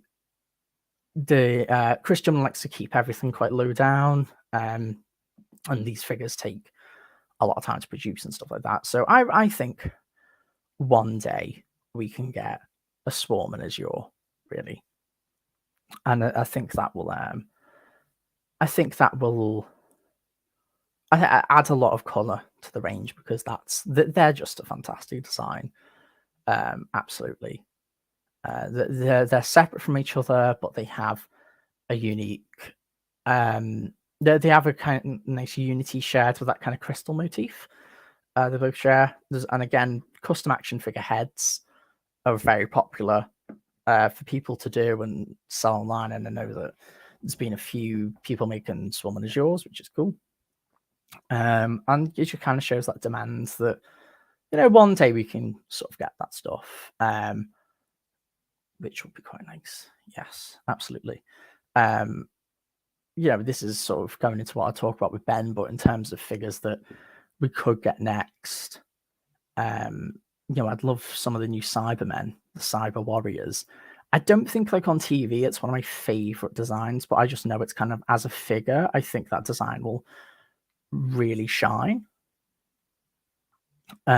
which is nice. And I think that'd be quite cool, really. Sasha Dewan will be fantastic. Great performance as the Master. I think a lot of doubters of the Master coming back so soon, because I think very tricky after you've had this renowned two-parter that very much sort of rounds off the Master's story just completely in a way that no other story has kind of ever done. Obviously, End of Time was quite definitive, but there's always that room, that characters can come back. But no, you literally see Missy die, and I think there's a lot of people being like, even me at the time, I'm just like, I would be fine if that is where the Master story left off. But Sasha Dewan's performance just, exploded on screen. Great outfit as well. I really think the purple aesthetic for his Doctor works so much. And yeah, of course, lots of people want a Ruth Doctor figure. I agree. The Fugitive Doctor, I think she's officially called Fugitive Doctor now, which is cool, because I think that was, that name very much came from fans, I think. I know the scripts for the episodes are on the writer's room, and I think she is called Ruth Doctor in the script there, I believe. I'll have to double check that. But yeah, officially called the Fugitive Doctor now. Joe Martin just really, it was she really stood for something as a character, and especially how it's all incorporated into her costume as well. Very just powerful costume, a very, very, very fantastic performance as well. I think there's a lot of demand to see that represented on the shelf, and hopefully one day we can get that, and that'd be cool. That's what's the beauty of character online exclusives and stuff with like the Silurians and stuff like that, because money for that, as far as we know, obviously, there's sort of like there's a lot of not much knowledge on how money is shared between B&M and character options in terms of the figure range. But hypothetically speaking, all the character stuff, what you order from there, goes directly into character, and to whatever other manufacturers help them with them toys. Because obviously they have the 3D design company. I'm sure they I'm sure profits help fund them in order to get better sculpts and stuff like that. So when you order the Warriors of the Deep set, hopefully that puts more money into Characters Bank to produce, some more brand new sculpts like Sacha Dhawan, Joe Martin's Doctor, and so many great figures. There's the Morax from Witchfinders. There is Kablam Men. There is Tim Shaw. Oh, hello, Ben. Hello. I was just sort of killing time, just talking about 13th Doctor figures, to be honest, because I wrapped up the entire 2020 wave. Yeah. Did I? Yeah, that was it. And I was just looking at the 13th Doctor figures and sort of how exciting it was to have them figures back on store shelves everywhere in Argos and Forbidden Planet and stuff like that. I think there's a lot of still potential to be made. We've got obviously Flux has just wrapped up. Mm-hmm. We know a lot of the details of stuff to be kept on the low, essentially. Yeah. From the design team, which I think is understandable in some ways. So character options may not have access to previews of like Swarm and Azure and stuff like that. Because even if you read DWM, there's a lot of inconsistencies and stuff. Like they don't really get. I think there was a lot of confusion around the name Ravagers. I remember that because I think that's said on screen once. And there was a lot of confusion for if Swarm and Azure were the Ravagers or not before it came on. And I believe there's like at one point a contradiction in DWM. I think maybe I might misremember somebody telling me that secondhand. But yeah, we know Christian likes to keep things under wraps. Well, I remember the character might not have time to make the figures, but hopefully we can one day. I don't know if this is true, but I remember this rumor going around that character offered Chibnall a wave of figures to coincide with Series 11, but he turned it down. And I think that the whole secrecy of the Chibnall era has sort of led it sort of downfall in terms of merchandise. So I remember when Flux was about to wear that, there was whole merchandise ready to go, but they were just waiting for the release date, and they found out pretty much the same time as we did. So I think that sort of becomes sort of damaging the show in a way and the brand of Who. There was that confusing 2 emails. I think somebody sent a character and asked about the license, and they said, "Oh, we don't have the license to produce more new Doctor Who stuff." But then they went back on that statement and said, "Oh, that was that was incorrect." So I'm still confused by that. Yeah, I mean, I know there's always been 2 licenses for Doctor Who. One is your heritage line, which is Hartnell to Capaldi, and Jodie will soon join that. But yeah, and then obviously you've got your current stuff as well, so it all falls into different licenses. So I can see why there's a bit of mix-up with it all. Yeah, and maybe it's like, oh, we don't have the license to do current stuff, but as we know, because all the design team and all the production team have moved on now. Matt Streffens was just at Gallifrey 1. That's now a part of the heritage stuff because that got all shifted around. I remember when all the packaging changed around 2011, we started getting sort of David Tennant stuff advertised with the classic logo and stuff like that. Very strange. So maybe it is just a thing of we don't have the stuff as it's coming out, but now it's all being produced and it's all in the bag and it's all set for airing. Everyone's moved on. It's just going to get released as normal. Now that's moved in and we can make that stuff. Maybe that's just why it is. And, this year, we might have stuff. Yeah. I'm sure that maybe Al prepares stuff to keep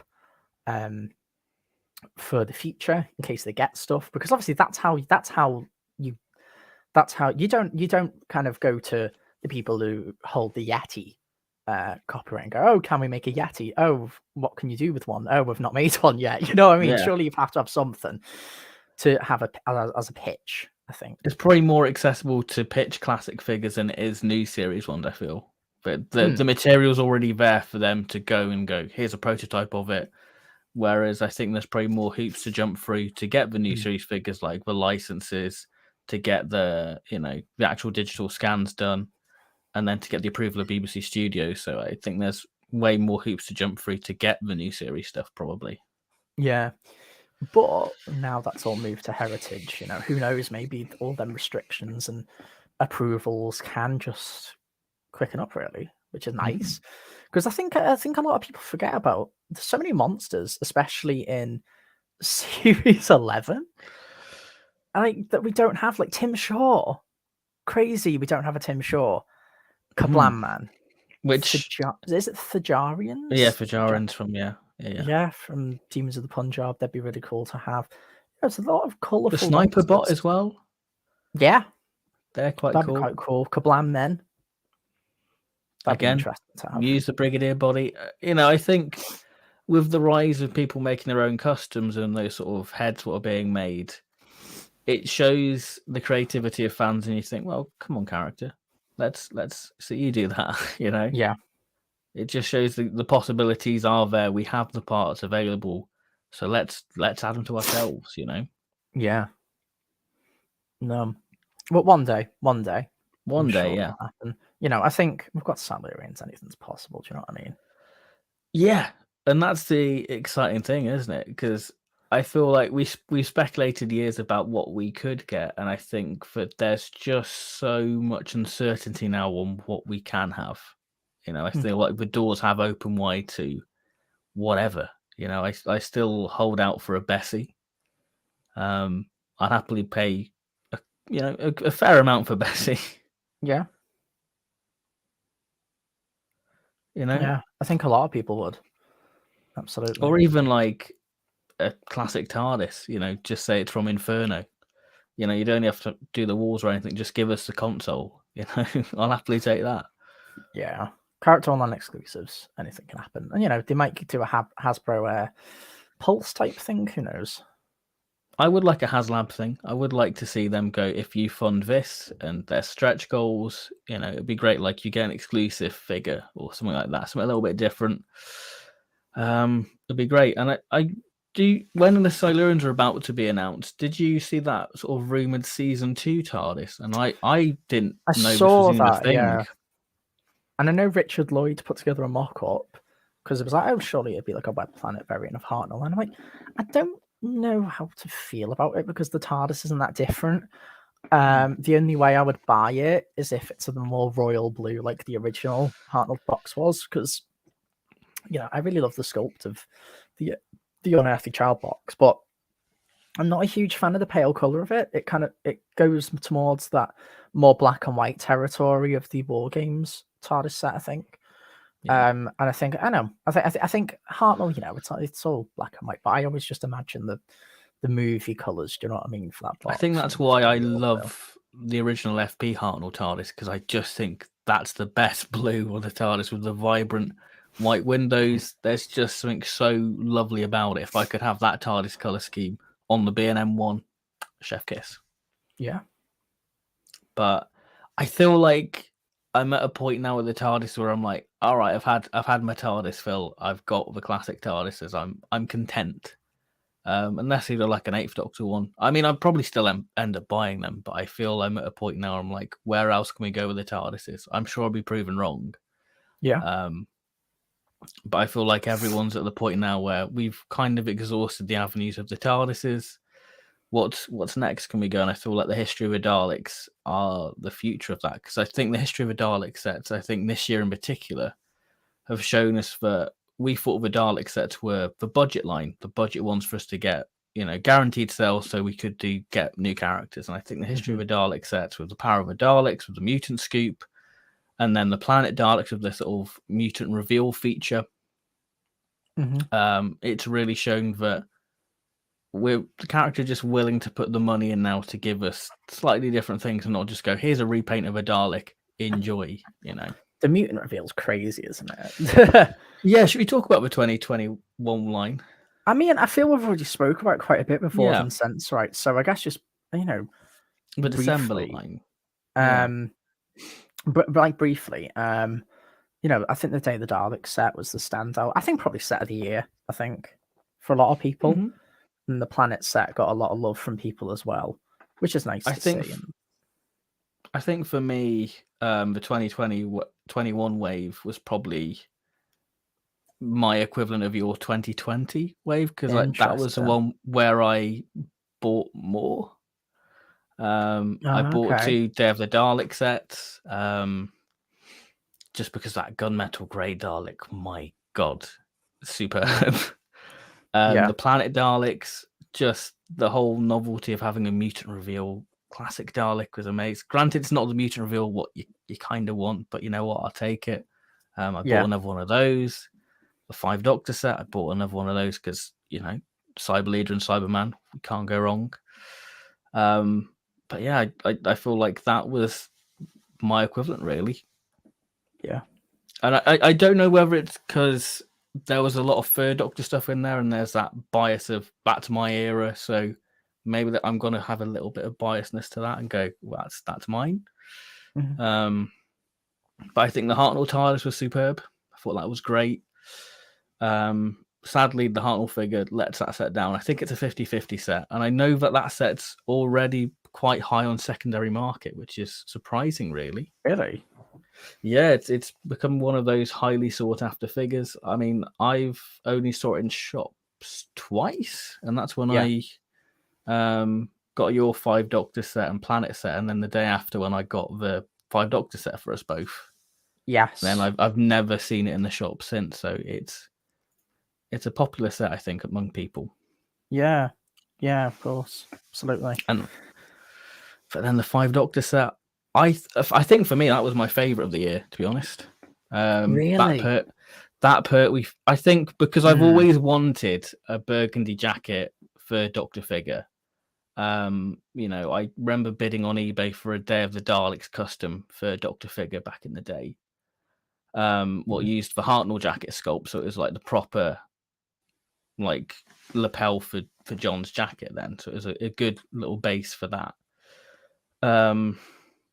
And I always thought FP, because they were doing like the Dalek sets with Davros, I thought maybe they'd go back and do like a Third Doctor and Joe and, you know, a Supreme Dalek and a Drone Dalek and a Day of the Dalek set. Obviously, never happened, never saw the light of day.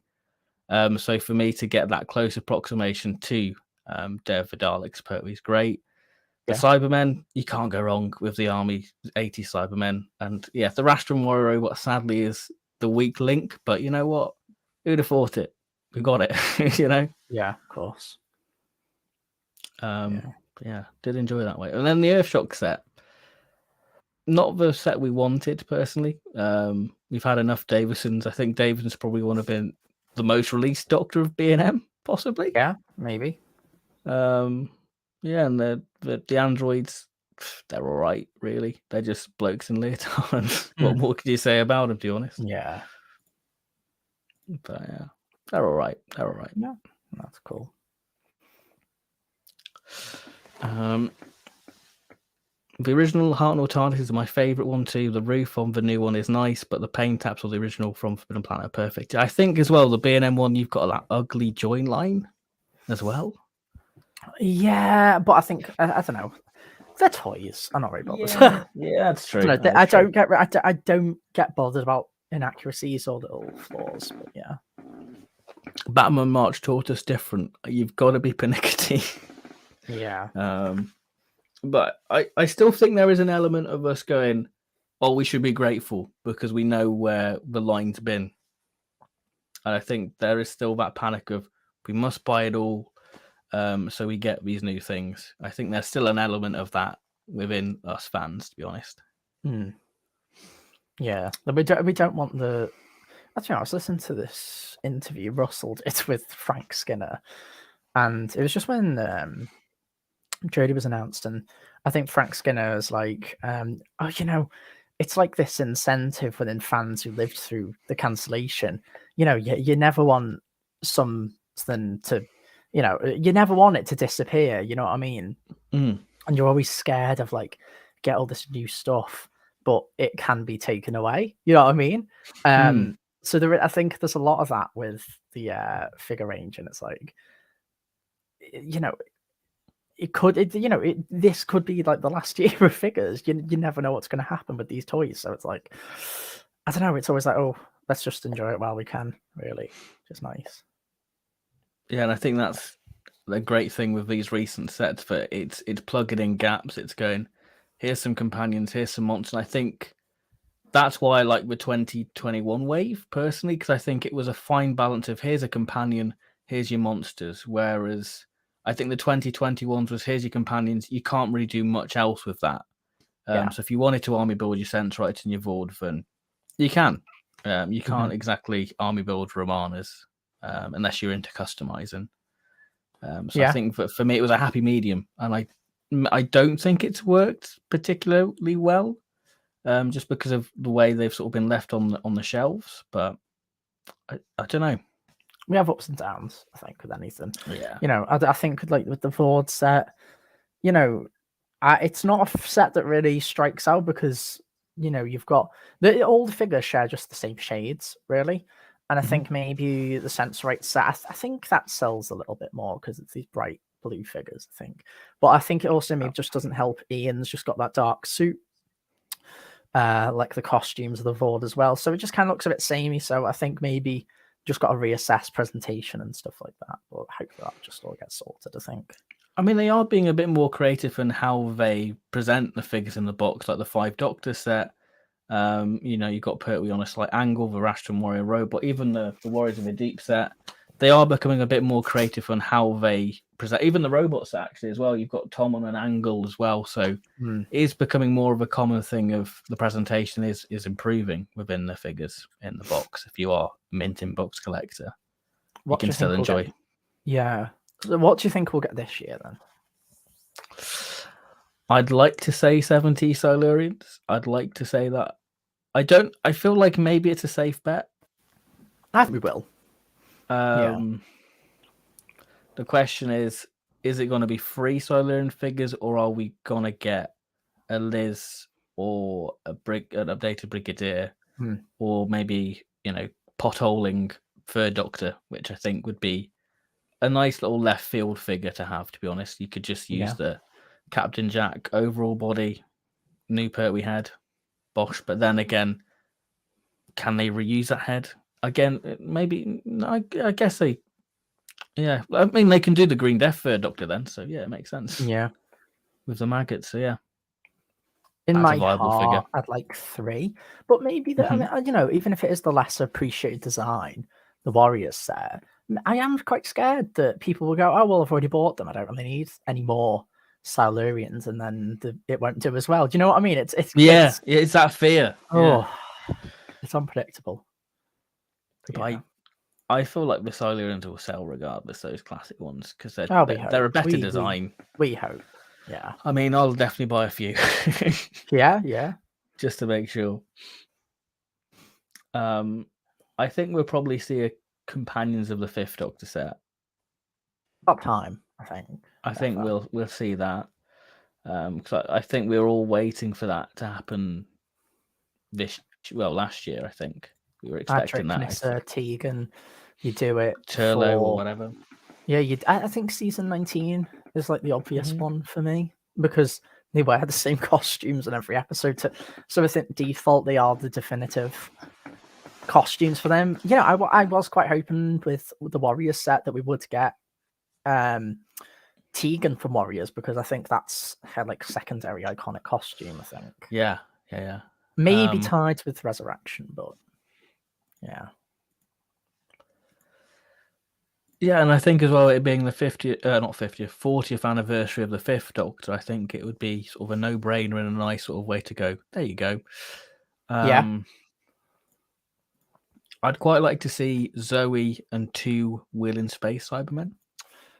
Yes, hopefully, because that's the one we don't. That's just the one design we don't have for Cybermen, isn't it? And I think in terms of classics, because we've still got 2 or 3 technically new series designs to fulfill. And I feel like it's doable because the prototype of those Cybermen exist. Mm-hmm. And the Sense-Rights were a prototype at one point, so I feel like they are looking back at what Terror of Zygon's Fourth Doctor. That was one of those great sort of images when that big leaked image of prototypes were revealed. We had that Zygon Fourth Doctor.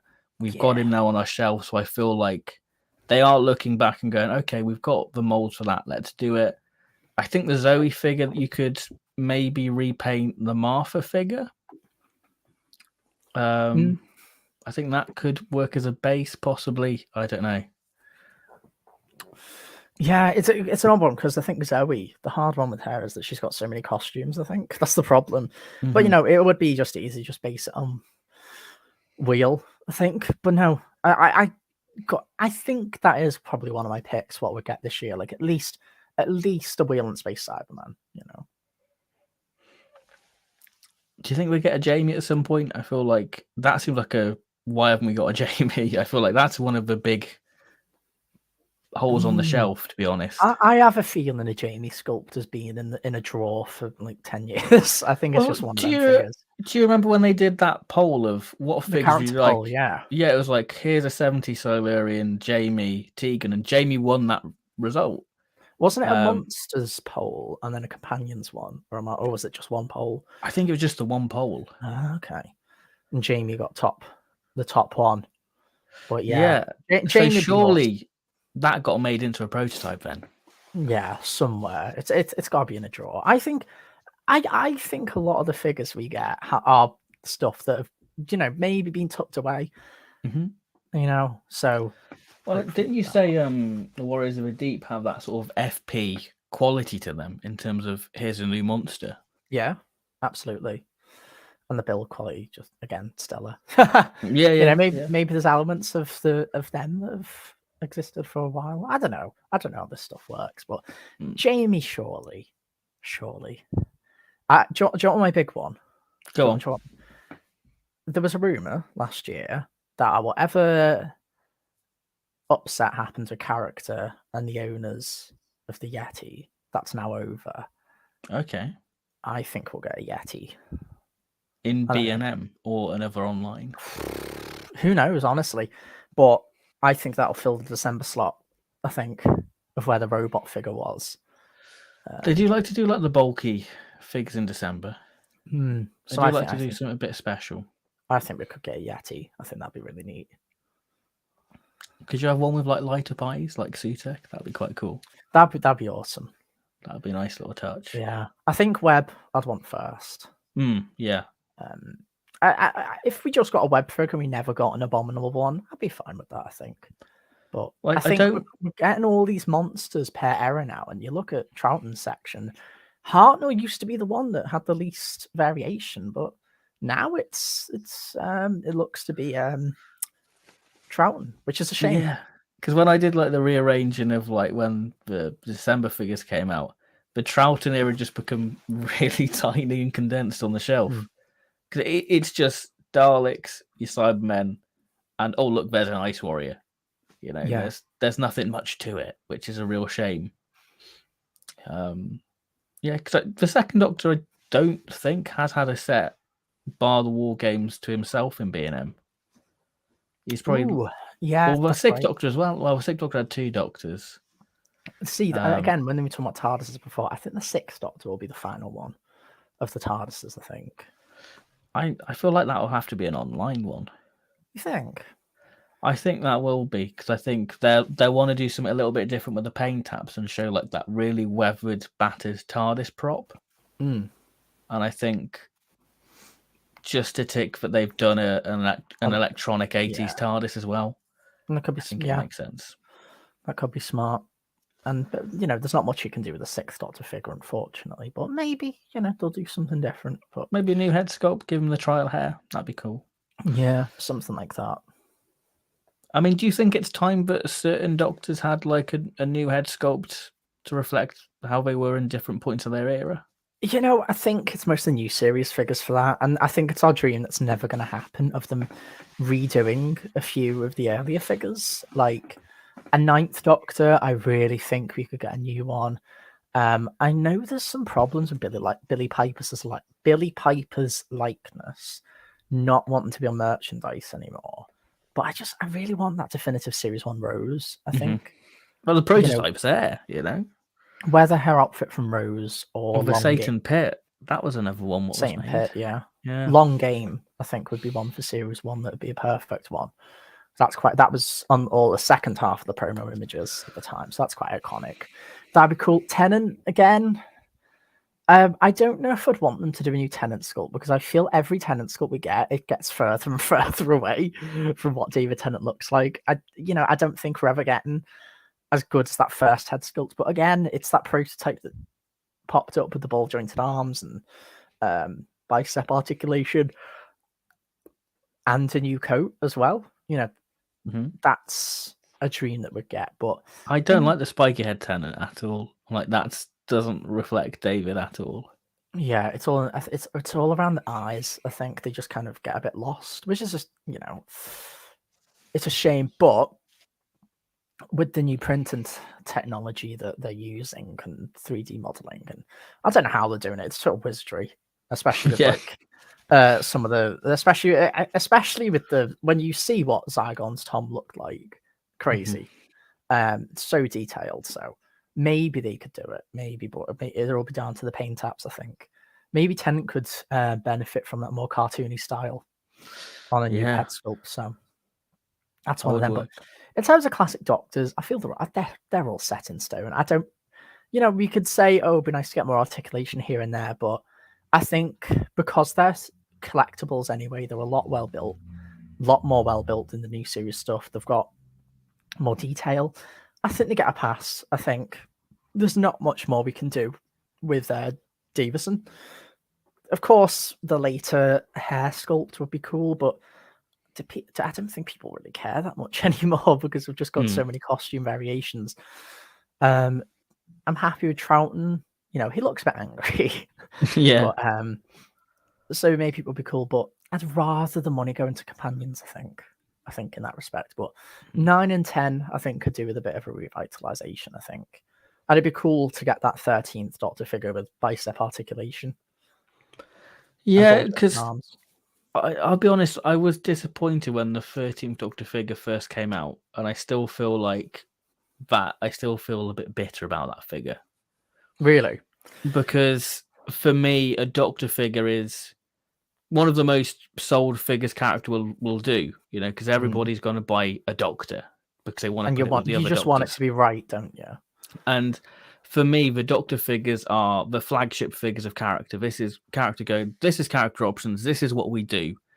And for me, it felt like such a backstep from what we got with Capaldi, with the ball joints and just everything that figure had.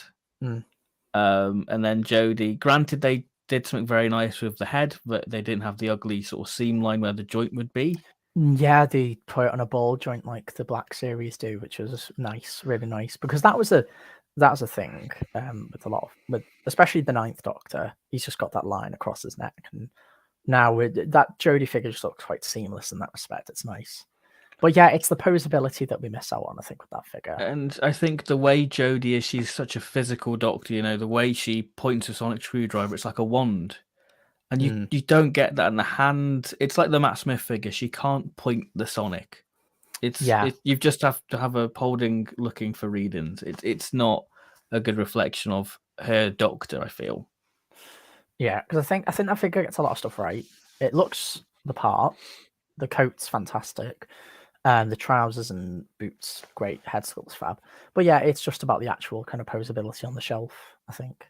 Yeah, just redoing a few figures, that'd be quite nice, I think. But yeah, companions is where it's all at, to be honest, I think, for me, especially classics. But I don't want to get over bloated with companions, I don't think. I want Barbara and Susan. I don't know what to do for a third figure in that set. Maybe Vicky, but probably just re-release a variant of Ian, I think. Probably be another Hartnell. Probably do. Maybe. Because what other monsters could you realistically get from the 60s? What fit those two characters? I think somebody did a mock-up of the Silurian reused parts because now they've cracked out Sea Devil sculpt again. We could get a monoid from that. Yeah, monoid would be nice. Monoid That'd would be be quite great, cool. but then it doesn't fit Susan and Barbara. You just kind of have to do a friends and foes. Yeah, general. First Doctor. Isn't that what the 13th Doctor B&M sets are called? Friends and foes. Yeah, of the 13th friends and Doctor. foe. Yeah. So yeah, just carry on that. Yeah. Okay, that would work. Yeah, monoid. That'd be cool. But Yeti, that's where it's at. But yeah, I don't know. It's so unpredictable because I feel we can get anything now. Yeah, the Silurians, I feel if we didn't have those, I think it would be quite safe to assume what we're getting. But the Silurians have really gone, well, anything's possible now then, really. Yeah.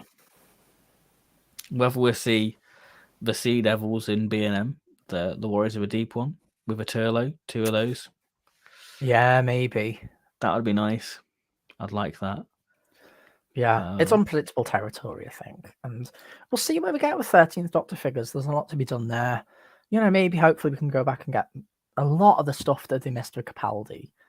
At least we actually have, at least fans of the 13th Doctor era got to get that definitive companion lineup. And it's a shame that we never got really that mass released Clara figure, because that was a bit strange. Are you able to elaborate on that Clara figure? Because I don't know why the stock was so low for that one. I think it was one of those ones where Underground Toys was folding. And it was the point where Toys R Us were getting some of them, and Toys R Us were... I think Toys R Us were going on their way out as well, wasn't it? Around about that time. Yeah. Is it around the time of the Night of the Doctor McGann? Yeah. That sort of tricky time. It was that tricky time to get them, really. And that Clara figure, my God, one of the worst figures ever. Like my one, I move the arm and the arm pops off. It flies off. No. It's terrible, and the paint just chips off. It is really horrible. I don't like it. The paint chips. That's a shame. It doesn't stand the up. Osmond figure.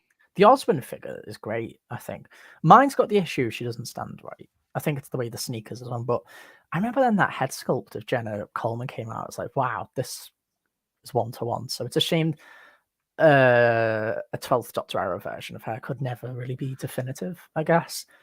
I think for a set, I actually think we could get this year. I think 2 Sontarans and Dan. I think that could, I'd be down for that on the cards, because that gives us like the full mainstay lineup. I know things are still in a bit of flux about if Jericho's a companion and all those characters, but yeah. I mean, just briefly going back on the toy discourse about character not liking the 13th Doctor era. At least Jodie's got monsters like the Recon Dalek, which, by the way, fantastic figure. I was talking about that before, about how you say that was your most liked figure of 2020. Yeah, because it was all new sculpt. What more can you get? The paint taps are great with sort of that worn sort of brushed copper effect on it. Tremendous. But I think the real offender for the new series is Capaldi. It is just a sea of Missy and Capaldi variants. It's a shame, yeah. It is a real shame. And it's, again, anything's possible now. We have the 3.75-inch scan of the new series Ice Warrior, Zygon, Nightmare and Silver Cyberman. So could we see them upscaled, packaged in a character options online exclusive and go, there you go. If that's one way of making them viable and get like a free pack, I'd happily take that. Yeah. I think the actual upscaling thing is a bit difficult because I think they're like made that way in 3.75 inch to actually just be constructed in 3.75 inch. And if you actually upscaled it, which is a tricky thing for how you do that anyway, maybe the build quality just wouldn't be right because obviously they have to be built in a certain way depending on scale. That's a tricky thing, but at least we know that they've gone to the detail in the past to do it. So it might just be a little just copy and trace job, I think, especially with Nightmare and Silver Cyberman and Ice Warrior from that era. But yeah, I think the 13. I think for 13, the Sontaran's so easy to do because it's just some new parts to slide under the front and back, a new belt, maybe that can just get pasted over on top of the existing one if you just don't paint it silver, essentially the underpart, and then just put a new belt on. There's little bits of armor. That could be quite cool. I wouldn't mind if, to make up for them new parts, it's a lot like the. Do you remember the Sontaran Warrior from 2008 that didn't have the removable helmet? Oh yeah. So maybe they could just glue it down and there's nothing underneath. That could work. Yeah. I'd like the new head sculpt because I think that would work a lot in a figure. Well, they could do 3 variants, like you said. They could do like the traditional general figure, then you can have the Dan Starkey one. Yes. And then you can have your trooper. So again, that's free sales right there. So I guess that might make it viable for them to do. My only worry with a Dan figure is the unfortunate thing of will they just reuse the Graham body? I've seen a lot of people say use the Corwin one, which I think that would work. Yeah. It just depends on how the forearms are done for that figure, I think. Because he's got them really big gloves on that go up his forearm. So I don't know if the forearm's actually shorter or if the glove just kind of slides over. But yeah, I reckon that's an easy figure set to do. I reckon that'll be out this year. And then we'll start getting the backlog filled and hopefully that. Unfortunately, I don't see the monsters getting done anytime soon, but I think we'll at least like the unique monsters, a couple of man stuff like that. But yeah, I think Sontaran and Dan's so easy to do. I feel like the Weeping Angels are given. Weeping Angels, yeah. I think that's of course. a given. And, John Bishop had made up with his own little figure. He'd probably leak it accidentally on his he would. talk show. Yeah, he would. Come on, here's my little doll. Yeah. And everyone's just like, whoa, that didn't get announced. And I think Bill Mackey did that as well with the Bill figure. Oh, really? Yeah. She posted, I think it was a day Twice Upon a Time aired, and it was like her saying goodbye to Bill, and people go, whoa, is that real? Is it a custom? And she's like, it's a real. You can't blame them, can you? It's like, no. It's a mini them. That's cool. Oh, man, it's great. Yeah. But yeah, it is exciting. Yeah, no, unpredictable. I mean, I would like to see the Terror of the Autons Carnival Auton figure be released. Yeah, that'd be cool. That would be great. I'm surprised we've not had a Terror of the Autons Delgado in suit. Considering what the B&M line is, it used to be just, retools and repaints. I think that would have been a given, really. Paint the Saxon master differently. And then... Or the editor. I think a lot of people use the editor. Yeah, that's cool. Yeah. Yeah, but that'd be a cool set. Maybe an online exclusive, maybe. But I think they could get away with it in B&M, Yeah, I think they can. We've got censor rights, anything's possible. Yeah, that's the thing, though, isn't it? You think we've got censor rights. anything can happen now, really, with it all. Yeah. History of the Daleks. What do you want from them? I mean, I don't. Is that thing that I think some people said Al? I think it's like a he said, she said type thing of Al said on a forum that there's a second history set coming. Is that true? Like, I don't know, because for Planet, sorry, I should specify. Yeah. I think it was on the Toynet that he's like, oh, he says that's not happening. And I think everyone assumed, oh, that'll be on the online exclusive, because people noticed the pattern in the online exclusive that it was, here's your first Doctor one, which is your Mechanist Daleks, here's your second Doctor set, so the next one will be Planet. But obviously these little Silurians have ruined that little theory by people. But I feel like we said before, that those figures probably would be in B&M. Unless we do get a second online exclusive this year, I don't think that the Silurians will be the only one we have this year. Yeah, I think we'll have another one in the summer, just before the B&M waves hit. Because I think for that, I don't think I'd want Daleks as the exclusives. Because to me, that's an easy way out. You know what I mean? I understood for the licensing arrangements of the Mechanists. Maybe that was a thing of like, oh, if we get in trouble, where to blame, and B&M won't be, and maybe that's the thing. Oh, we'll just take the brunt of it if we run into an issue. Which shouldn't have happened anyway, because the figurine collection did it and they're fine. But stuff happens. But no, I think I'd want the unique figures, 70s Silurian stuff like that.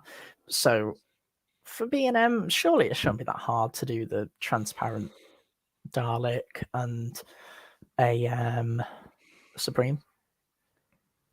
Because I think that Supreme figure needs a lot of updating, because they didn't work out the joints on the Daleks back then. So if you have the figure of that, it's most likely either broken, that snapped off, or they're frozen in place. They're frozen in place on mine. The paint would rub off because they were casted. They were, I think maybe it was only the Supreme. It was casted in black plastic and it was painted silver over. So if you just moved it, just scratched off. Didn't really work out that you actually need to mold the joint in the right color so it doesn't scratch. The gold on it's quite weak, and I think the gloss on it's quite cheap. And I think it's just, just the new glossier paints that we've got now. It's a lot to do with that figure to update it, and maybe they'll remove the oval on the middle of it, but I don't know. Maybe.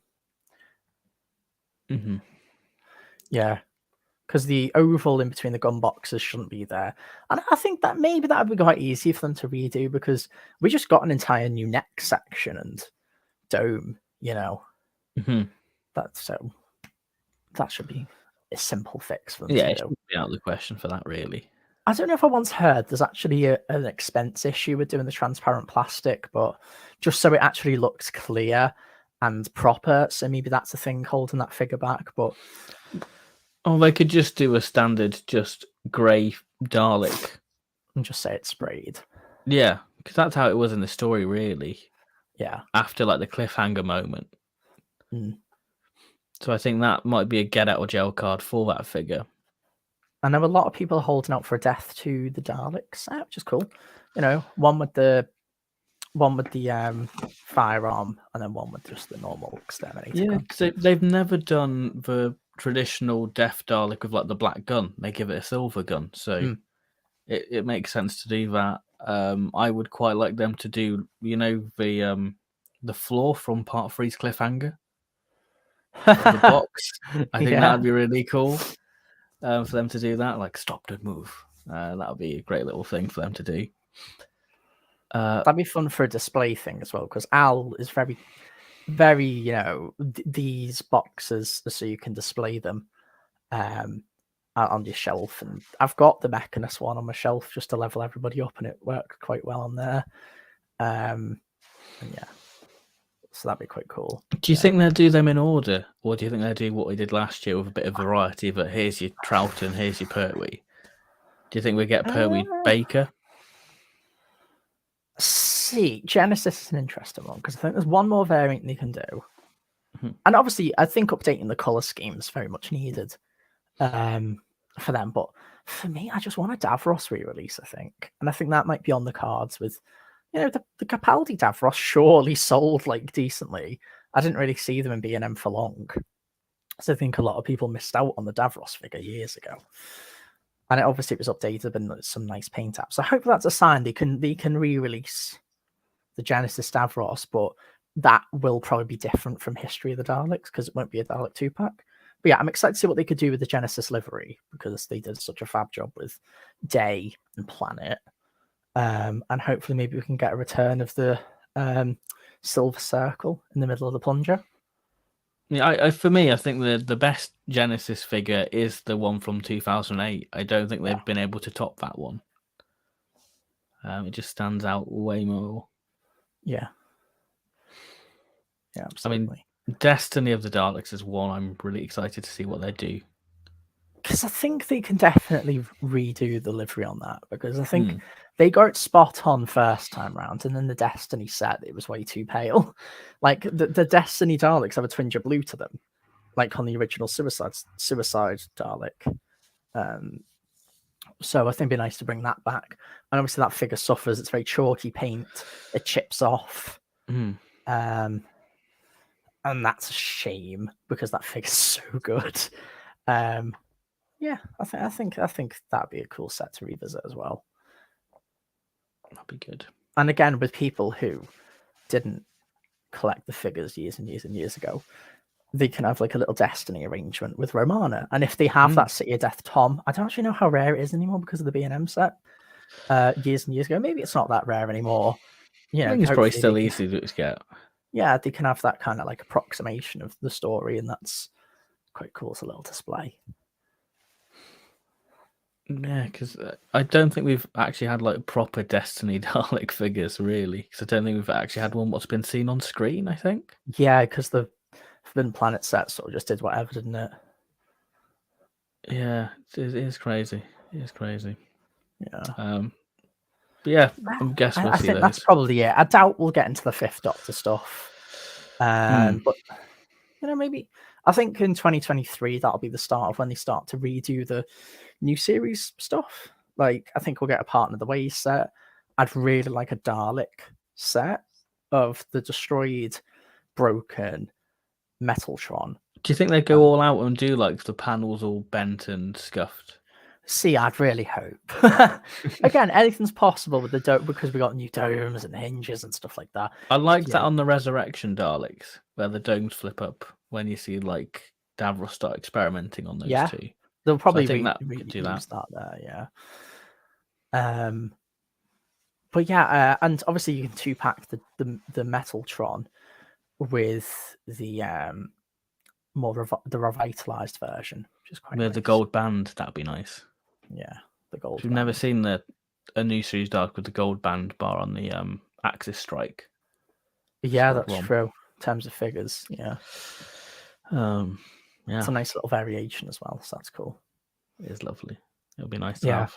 And then we'll get our Cult of Skaro, and we'll be happy. Do you think they'll redo the Genesis arc? Do you think they'll go all out for that? I mean, it's all right. I'll be fine if they didn't. But I wonder how accurate that is proportion-wise, because obviously it's meant to fit the chunkier the Phalanx. Yeah. But I think it's a nice little accessory. I wouldn't want it re-released again because I think you can get it pretty cheap on eBay. I'm pretty sure. Yeah.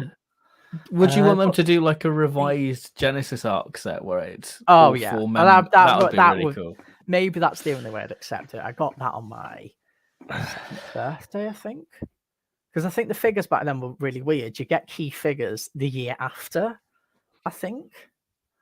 So a lot of the Series 1 figures came when Series 2 was airing, and you were still getting Series 2 figures when Series 3 was airing, and I think that's when the Genesis arc set came out, because I did get that for my 7th birthday, I think. But yeah. I mean, I would love a revised Mutant Reveal new series Dalek. Like, proper. Oh. Like, could you imagine like pressing Hemisphere and it just fold all out? Oh, so good. Like a transformer. So good. Yeah. Like it's all spring loaded. Oh my god, I'd be in my element. Yeah, that'd be cool.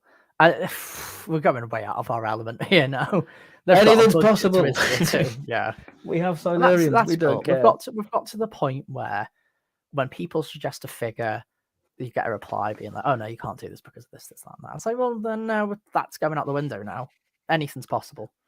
So we'll say. Got Silurians. It's all very exciting. Yeah, everything covered really. Yeah, I think that's pretty much us really.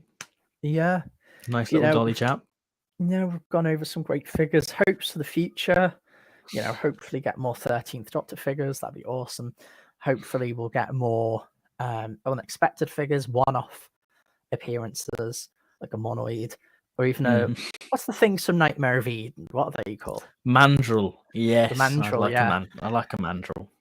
Yeah. Dalek Sec in the future, of course, Mr. Bonk Cactus has just said in the chat. That'd be fantastic. Because obviously the American exclusive, that was so hard to get. And then when people imported it, it was made of cheap, crappy plastic. It is horrible. It feels very brittle, that Dalek Sec figure. Oof, I don't like it, but it's there on the shelf. Yeah. It's there for display. And then we'll see where we end up, really. The classic series is, of course, the dedicated collector's market. But, if anything's possible now. And then here's where the line just ends next year. Here's a question. With Russell coming back, Do you think Russell will revive the toy line like it was back in 2005? I think Russell's fab with keeping an eye on every single brand in the entire world. He talked with Chris Johnson on his podcast, which is fantastic. I've listened to that like 20 million times. It's a fantastic interview.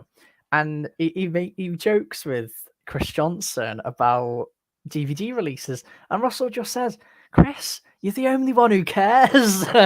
Because like physical media is, of course, dying. And we've not really heard him talk about merchandise. And I'm sure one thing I think Russell looks at and would be quite smart to do is, I don't know if you could pay attention to, have you ever focused on like what's the general release stuff of Marvel? Because Marvel, like stuff like Marvel Legends, they're not a general release kind of thing. They're more of reserved for specialty nerd shops, HMV, stuff like that.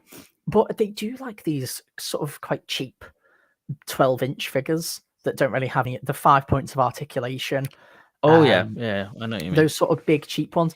I reckon we might get some stuff like that because big toys are quite popular because I think people just like to throw them around and stuff like that. And of course, we did get characterizing that with that big 13th Doctor figure that was so cool that we got. Do you remember that? What beat the Big Chief one? Yeah. And that was such a cool figure because I don't know, a lot of research just isn't like those types of big toys are popular over like smaller action figures. I don't really know why, but I think it kind of makes sense a bit logically. It's a lot more of a tactile thing to have, I guess. So I think we'll probably get more of them, but maybe they'll have to debate with character on how much that big figure sold compared to the 5-inch stuff. I doubt Russell would swap over character because I think Russell is a total geek. He collects and he collects and he collects and collects. And I think I really hope that he sees the connection that fans have to character options. Like, of course, we were talking about the style and stuff like that. It's synonymous with Doctor Who character options. They're intertwined. Their style suits Doctor Who. I don't think Hasbro's hyper-realistic style will ever suit Doctor Who. And I hope that they'll never get the license. That's just kind of me. Mm-hmm. But yeah, maybe he'll demand a lot more current figures, and I think that'd be quite nice. But I think they'll have more access to the stuff. I think. Yeah, but again, I'm not sure what my point is. I think they'll definitely have the access, but it's all about the collectors' market demand and stuff like that, and how we assess that. But I know Russell subscribed to the figurine collection, so who knows? Yeah, because people are saying, "Oh, here cancel character options, but carry on the figurine collection." No, I doubt it. I reckon the figurine collection stuff is probably quicker to produce. I think because it's not an articulated thing that you have to work out how the different parts go and reuse stuff. So they're probably a lot more easier to make, and a lot of work and time and effort goes into them. Like especially the monsters and how intricate they are and stuff. So, we'll have to see. I don't think Russell would end it. I think the only changes I think we'd see is a lot more streaming focus on Doctor Who in terms of televised content, and maybe DVDs sort of getting phased out a tad. Maybe they're becoming a bit more of a collector's thing essentially, but we'll have to see. But yeah, with Russell, there's always got to be something for the kids and have easy access to that. So, we'll have to see. Yeah, I feel like we're in safe pair of hands with Russell. I think we'll be all right. He's been through it all before. He knows the pain. He knows the pain of it all. Yeah. But yeah, we once got an action figure of Simon Pegg. So yeah, anything's possible. Anything's possible. But yeah, cool. Are we done? Yeah, I think that's us. Yeah, thank you everyone for joining our lovely Dolly talk. Mel, is there any Doctors that you don't have? It's just little variants now, to be honest. If you're looking for hints for my birthday, yeah, I'm not going to give you any hint for that. Oh, just a quick question, just to end on Mr. Punk Cactus, the question of maybe another 13 Doctors set What do you think, Richard? Do you reckon that could happen, or do you think we've ran out of variants because the last one of them sets sort of kind of pushed what a variant is in terms of like you had the darker jacket, War Doctor. But I mean, I think that would be a fantastic opportunity for people who've just very recently jumped on the B&M stuff. Do you know what I mean? So maybe missed a few releases and stuff like that, the Third Doctor and stuff. But no, I think it'd be a smart decision. But it'll be so expensive to do now, won't it? Because the last one was like 120 quid retail. Yeah, it was 99 quid. It was. And if you think £10 per figure, and then do you include a Joe Martin? Is that one way of getting the Joe Martin figure? Do you want to know my workaround? Go on. B&M 3-packs of Doctors. I think that's a great way to go about it. Because that's what I wanted the 5 Doctor set to be. Literal 5 Doctor Who's. Yeah. I think, you got your first Doctor, you got your second Doctor, maybe in the fur coat, I thought, before we actually got the Abominable set. You get your third Doctor, you get your season 18 fourth Doctor, and you get your fifth Doctor. And that's people just getting 5 Doctor Who's in one go. So I think the trick is 3 packs of Doctors released steadily across probably like 2 or 3 years, I think. I think that's the way to go. And then when you get to 13, you can put the Joe Martin in there, I think. See, I always, I know this is really niche. I always wanted them to do like a Regenerations box set. Like the regenerated figures. Yeah. Like I know crazy. I know that's really niche, but for me, the regeneration figures are like one-off figures. They can only be done once. Yeah. So for me, they're always special, Yeah.